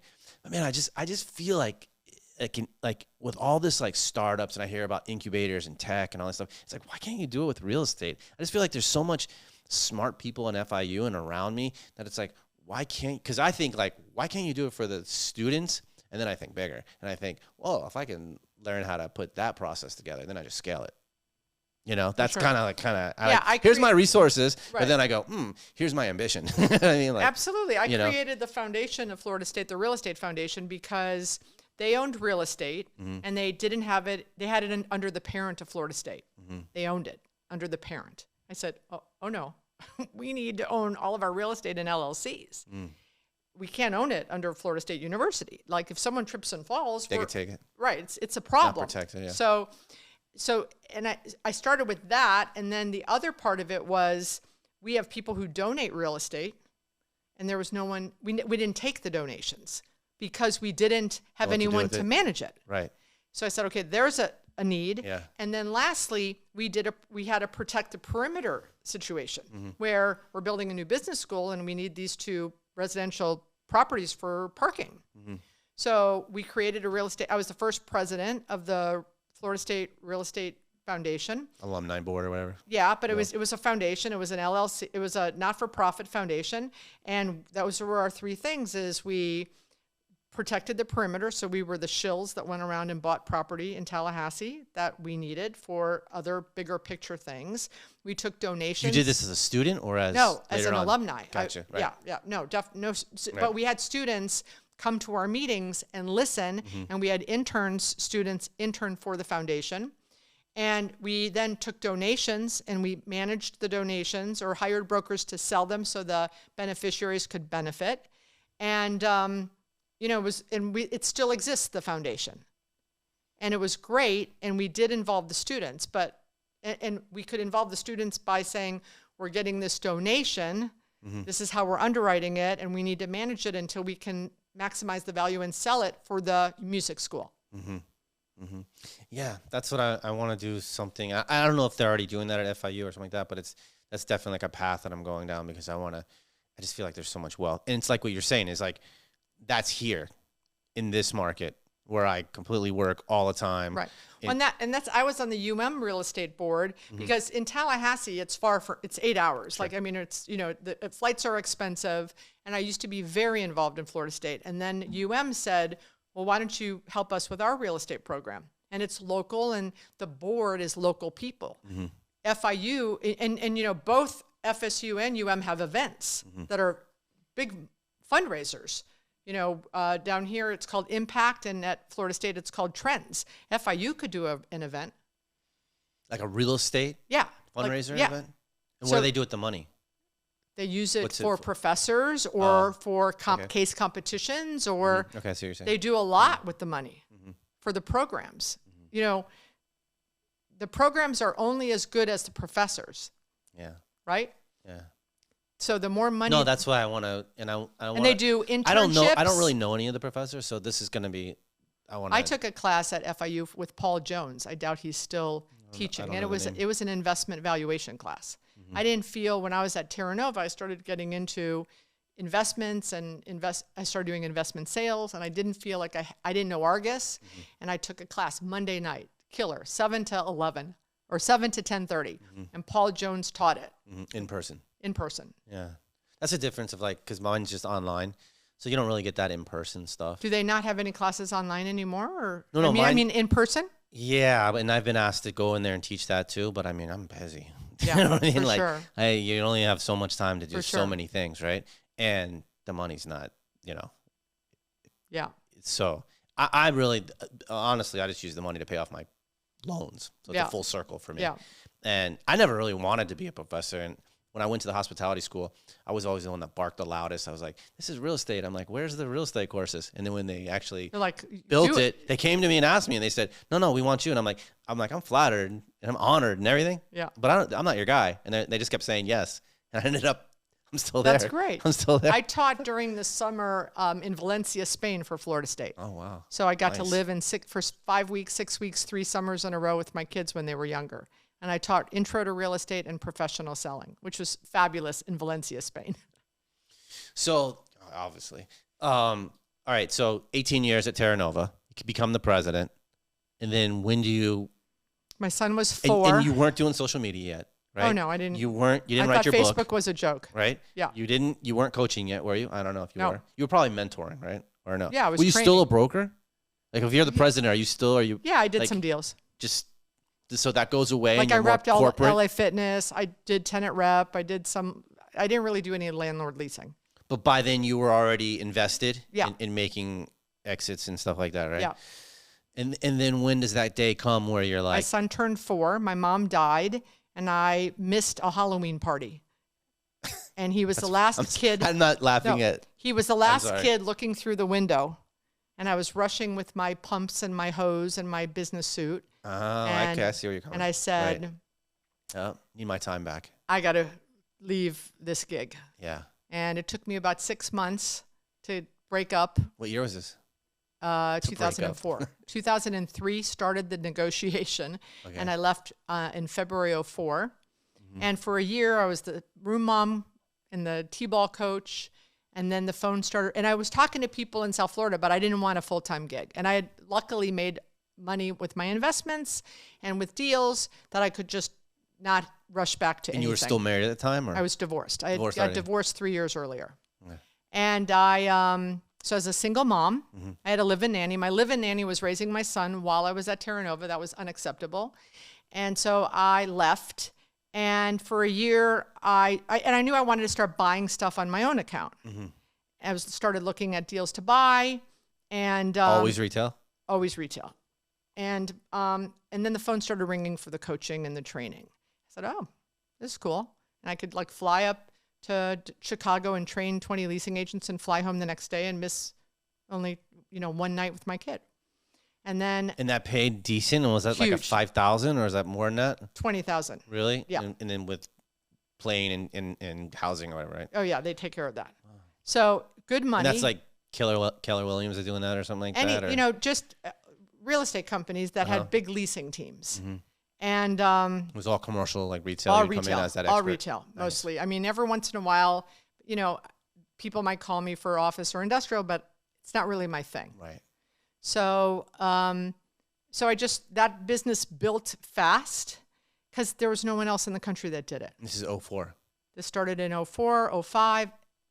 By 09, I was the top trainer in the country. Really? Yeah. For retail? Yeah. So did you even feel the recession then? No, because people needed me more. Right. Yeah, no, you were like Yeah. flying above it. Yeah. Kind of. No, the demand when the global recession hit was bigger than before for me. They doubled down. Wow. Good timing. It was good timing. And then I was buying things. I had a couple of centers. I did give back a property in 10. My partner was BlackRock, and we ended up giving up one property back, which was a Winn-Dixie anchored center that Winn-Dixie left. So that was one blemish on my investment career, me and BlackRock. But I got CW Commercial or CW, whichever. I said, I need a reference letter that I never missed a mortgage payment. Like it was a balloon note, and the property wasn't worth what the balloon note was. And and BlackRock said, we're not, paying what it's not worth. The balloon note was 16 million. We offered 12. They said we can't negotiate with the borrower.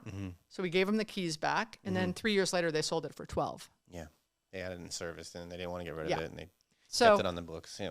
So you been did get kind of hit one little ding on the investment right for sure. Right at the end. And I bought some other deals, and now I've bought and sold. I own 6 now. Next week it'll be 5.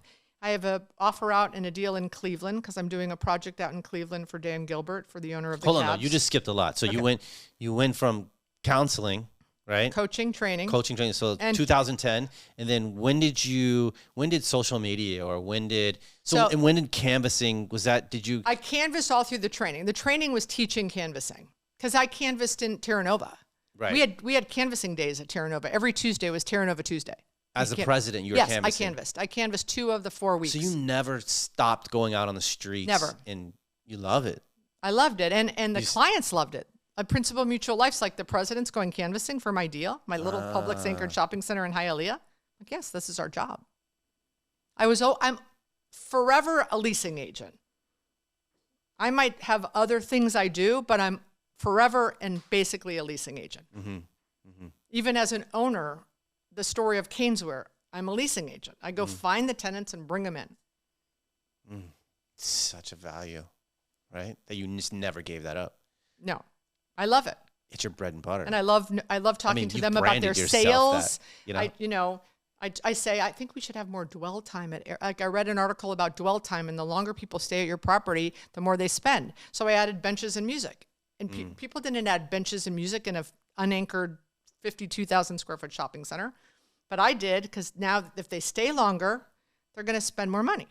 And that will result in more sales, which means I can get more rent. Who called you the canvassing queen? Where did that come from? Someone did it in Miami, and they did it as a criticism, as a negative. Oh, yeah? Yes. Oh, there she is, the canvassing queen. How wrong were they? And I said, right? I like that. Jealousy. And then we trademarked that. Wow. When did the advisory start? In 2004, right when I left Terra Nova. Oh, yeah? Yeah. So you just... I said, what am I going to do? Yeah. If someone calls me because people would call me and say, come look at my shopping center. How can I fix it? I said, okay, I need to be an advisor. And you just charge them an hourly something? Yeah. Consulting. Wow, interesting. So flight around during the whole financial crisis, got dinged on one investment. So now 2011, 2012, you were what? Just buying investments? Buying and coaching and training. And then when did social media hit you? Or when did you go? Yeah, I had an intern who came to me one day and said, I think we should prospect on Facebook. And I was not on Facebook. And I said, that's the most ridiculous thing I've ever heard. And I heard myself say it. And as a teacher, I said, well, that was terrible. How old were you at that time? Or you can give me that a range was if you like, want to. I'm going to say that was... You already said your age once. Yeah, I'm 61. I think that was about 12 years ago. So late 40s, early 50s. So it was like 2010-ish. Okay. And I said, and I'm thinking in my head, how stupid. Well, how stupid is that? And then I said... Second guessing everything. No, I just this... Facebook is so stupid. And then I heard myself say it. And I went, I'm so sorry, Mackenzie. Go ahead and try that, honey. See if it works. Again, very condescending. And a week later, we signed a lease. And I went, oh. She put an ad or she...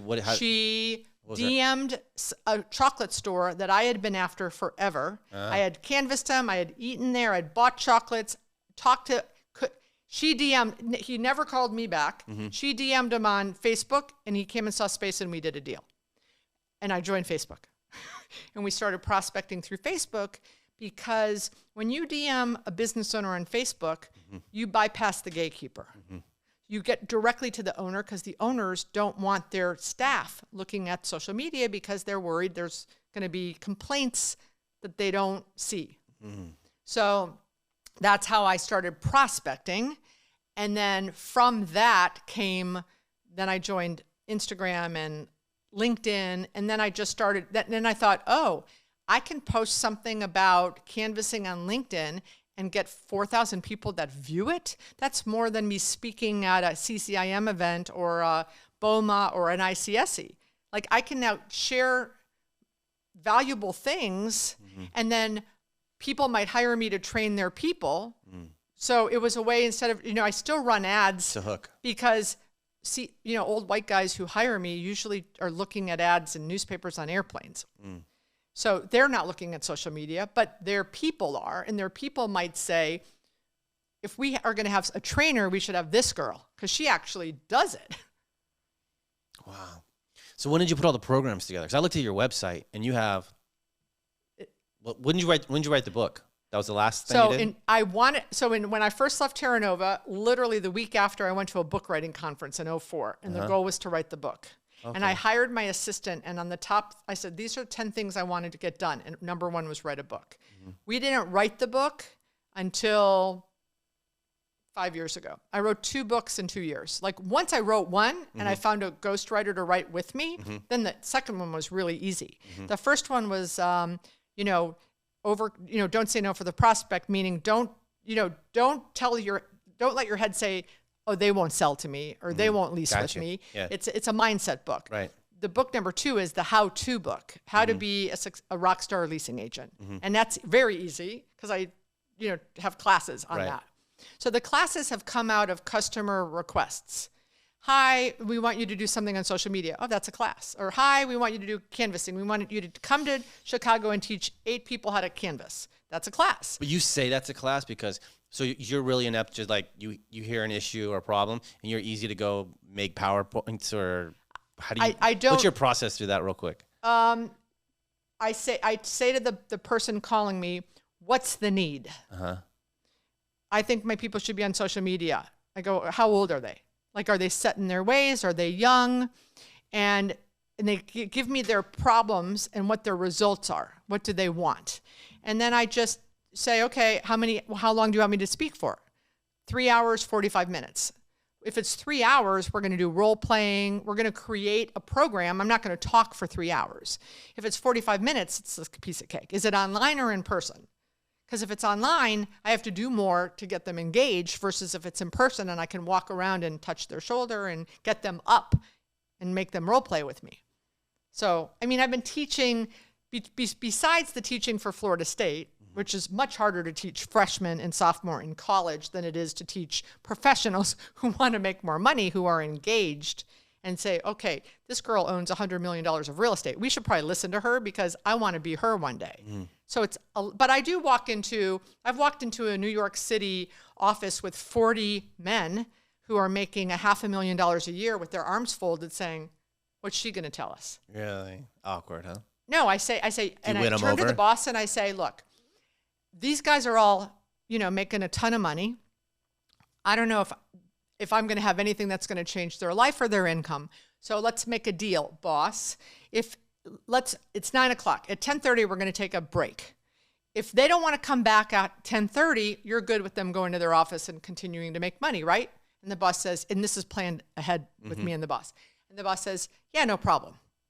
So now they're all relaxed because now you're saying this in front of them. I'm saying that to them. Oh, with the boss. So it's a bit. Yeah, and then I say, okay, so at 10, so just give me your attention for 90 minutes. And if I don't say anything that you think is worthy, you're done. You don't have to stay for the extra hour and a half. And now they're listening. They're like, well, now they're like, okay, we'll give me an hour and a half. Let me try to prove to you that I may know something you don't know.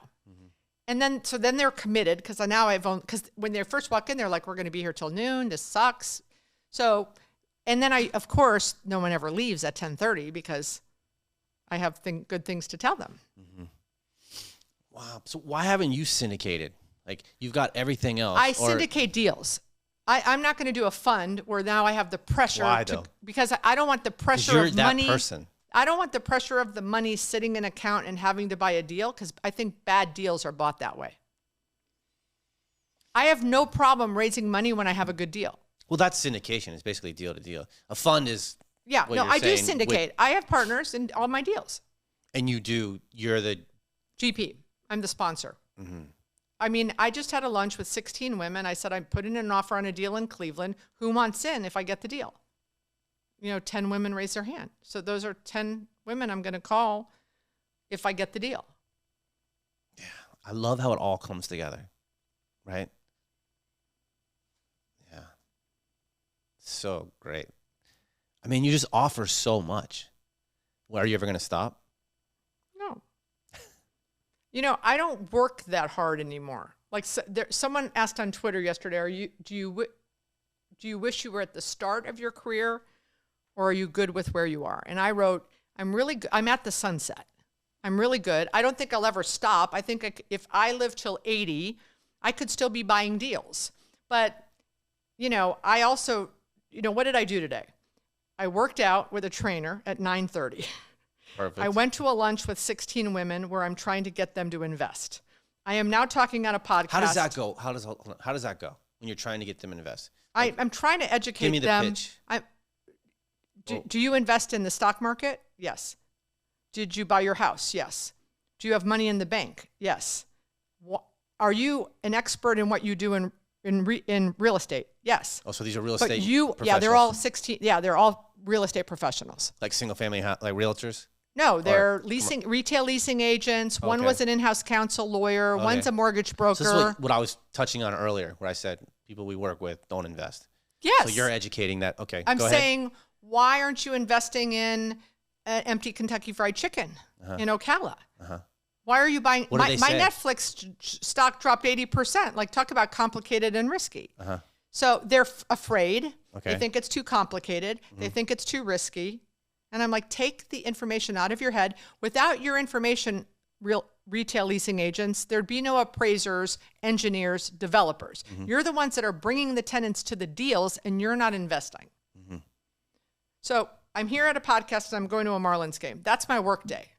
Workout, lunch, podcast, Marlins game. I've got it pretty made. I've got it. It's amazing. And in the middle, I'm developing a Wawa, so I had a call with my attorney about liquidated damages for the general contractor's contract. Can you say where you're doing it? Broward and Pine Island.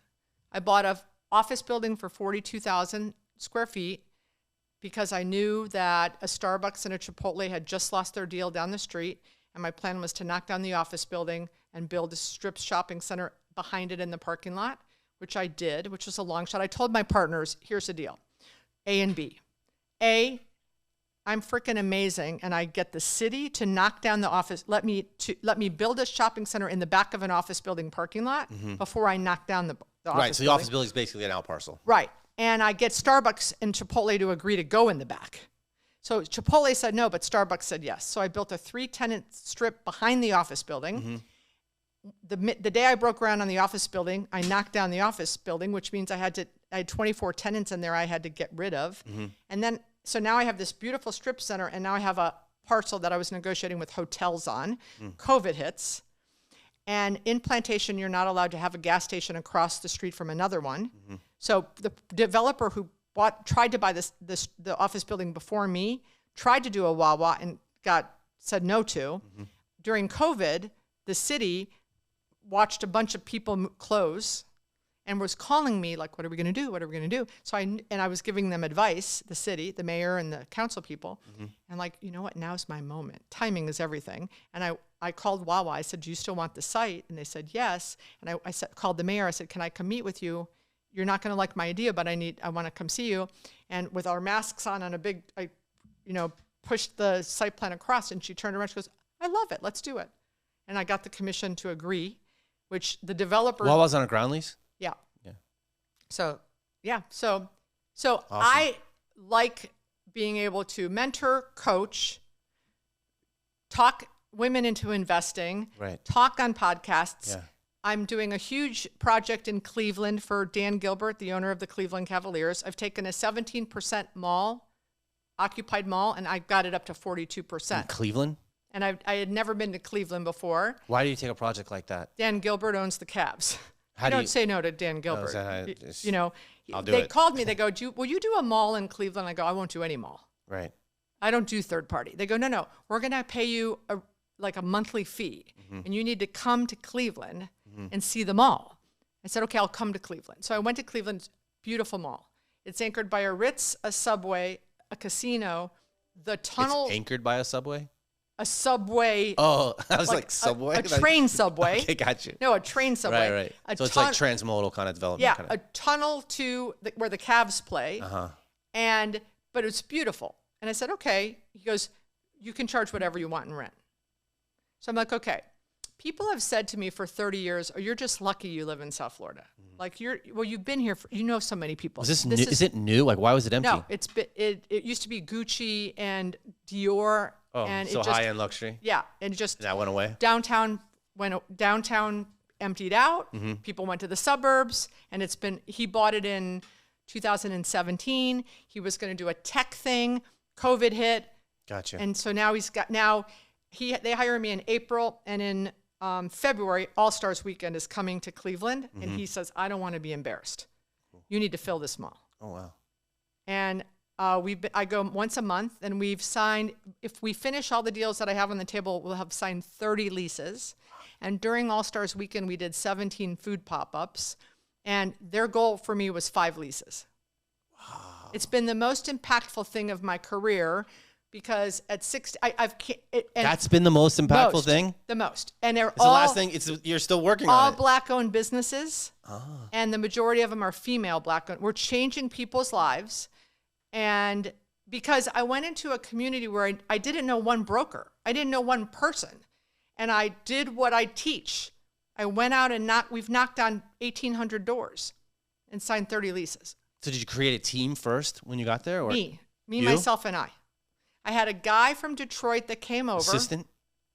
So I had a young girl, she quit, and my boss said, my client said, you have this girl, Chloe, who's your intern. Do you want to bring her to Cleveland? I said, that would be great, because the paperwork part of it, the leases, the LOIs, the insurance, all that stuff. And she goes, yeah, we'll pay for her to come to Cleveland with you, and we'll pay her hourly, whatever you pay her while she's in Cleveland.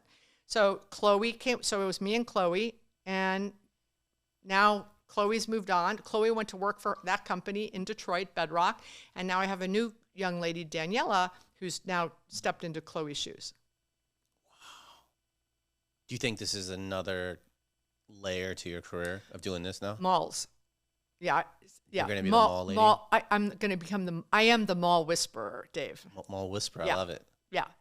That's the new tagline. That's my new, my new business. Oh my! So how'd you fill the big boxes and stuff There's like none.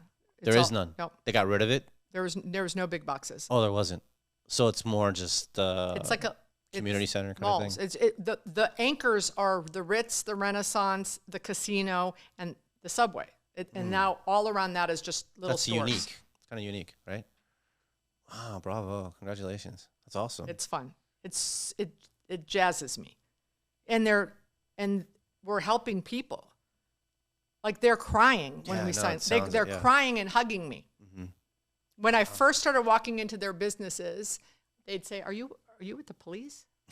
And now when I walk in, they go, "You're the girl from Tower City," because I've talked. Because you were just out there canvassing everywhere, knocking on doors in all kinds meeting of people, neighborhoods.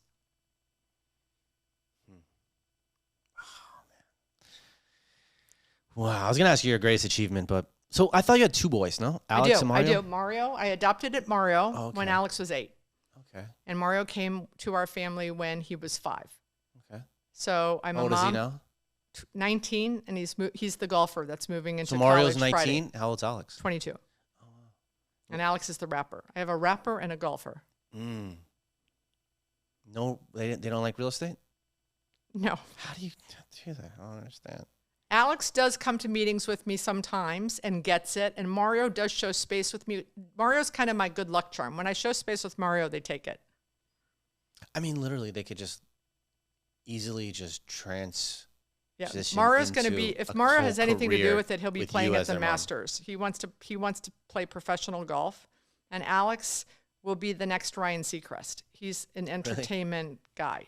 He's manages. That's Ryan Seacrest. That's some big shoes He's there. The head of, that guy's a hardworking dude. Yeah, he does artist recruitment for a service called DistroKid, which is a thing that gets kids who wants their music on Apple and Spotify without a label. So he's involved in like a bunch of different things. That's cool. Interesting. It's fun. My household, they dropped a song last night at midnight, so my house was also very loud and crazy. What's your favorite place? Kauai, Hawaii. Oh, I've been to Kauai. Love Stayed it. there for like 2 weeks. Love it. In 2000. Love it. Yeah, Kauai is nice. It's beautiful. I was going to say, who has the most profound impact on you? But it could have to be from Terra Nova, my right? dad or or Steven. Then, yeah, my dad and Steven. And what's the most important quality of a person? Kindness. Kindness. I think Rocco said kindness, right? And then he said curiosity. I think originally he said kindness. So you've got the playbook. What about Market Update Monday? You still doing that or no? No, I was doing that more during COVID. Yeah, trying to stay connected and stuff. Yeah, just entertaining people. Everyone was so bored and frustrated. During COVID, we did something called the Freshman Forum. During 2008 and 2009, we lost a generation of people in our business, which is why now it's all old people or super young people. There's no 8 years in the business people, because during 2008 and 2009, people got laid off. So during COVID, I panicked and I said, we can't have this again where we lose a generation.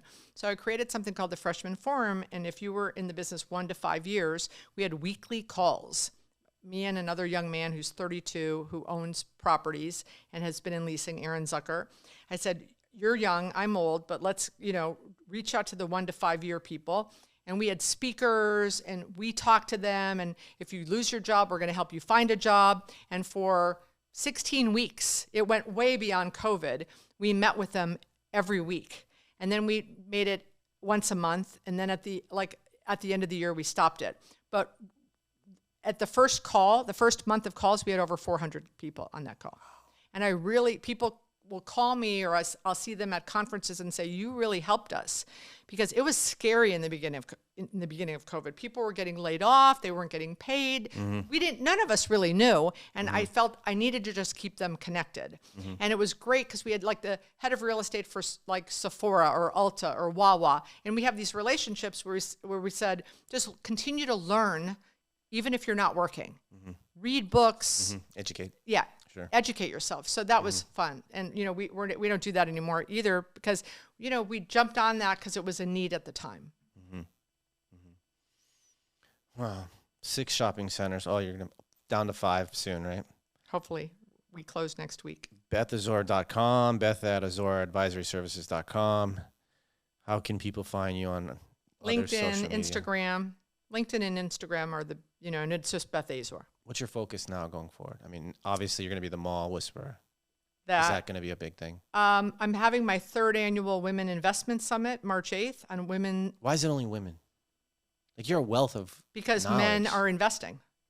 What do you mean? So, I got you. Men invest. I see what you're saying. I had last year at the summit, I had a panel of 3 lenders. I had Principal Mutual Life. The woman had been a lender for 35 years. Mm-hmm.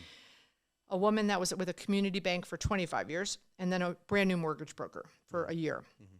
I asked the 3 of them at the summit on the panel, in your career, how many women have you lent to that were not spouses or daughters? Mm-hmm.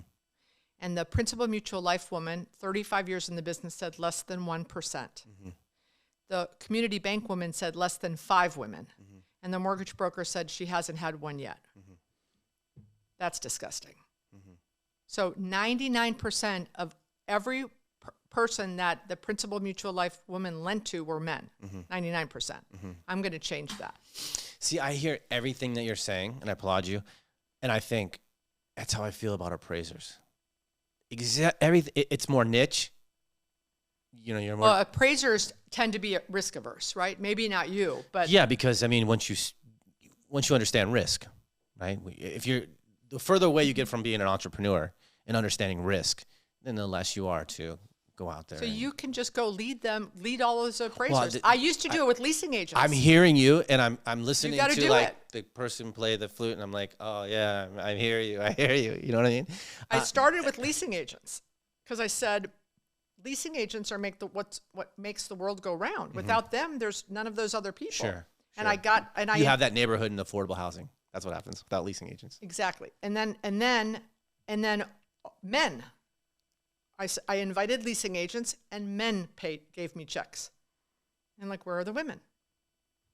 It's scary. I don't know the math. It's too complicated. It's too risky. I said, we're changing that. So I had an online conference 2 years ago. I had an in-person conference last year. And this year I'm having it on Women International Business Day on March 8th in Orlando.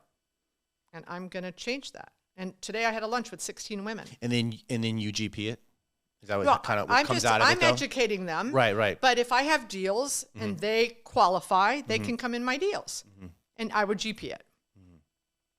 But they don't have to be in my deals. Go find your own deals. Sure. Or there's a woman, Natasha, who's buying multifamily in Little Havana. Mm-hmm. I've invested now in her 2nd deal. She met women at the summit. On her deal she just closed 2 weeks ago, all women investment, and 8 of the women of the 12 all came from her introductions at the summit. That's awesome. That's awesome. Yeah. That's awesome. We have nothing against guys, but 99% of the guys are investing. Yeah. The women are afraid, risky, complicated math. They don't like math. Women. I got to change that. Sounds like you are. That's my next mission. Get your hands full. And I'll be the mall whisperer to make the money to invest in the next deal. Give me one piece of advice. Now that you know me a little bit more and kind of see my vision and kind of where I want to go. You just got to go do it. Yeah, exactly.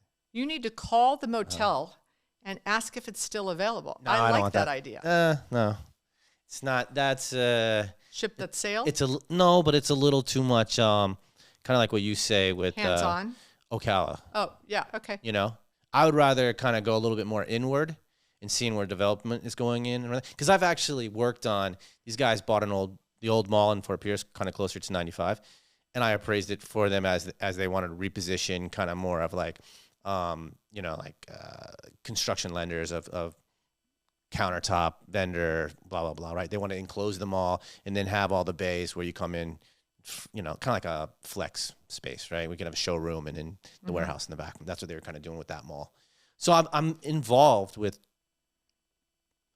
appraising up there. I'm trying to get more and more work up there just so I can keep my finger on the pulse and see what's going on. And I kind of want to also, I've looked into like their planning department. They said you got to be a resident up there for 2 years. So I've kind of looked into that. And then I'm getting involved with that real estate investment. So little by little, I'm trying to. But down here, if you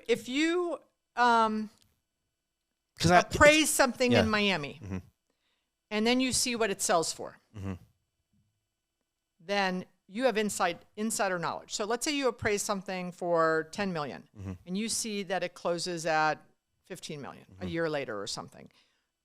Around that area that you have some knowledge that other people don't have. Gotcha. Right? So like I was in a town council meeting and they said they're going to outlaw strip clubs in 2 years in Davie. And I'm like, oh, I know a strip club in Davie, Main and Main, next to an empty Kmart.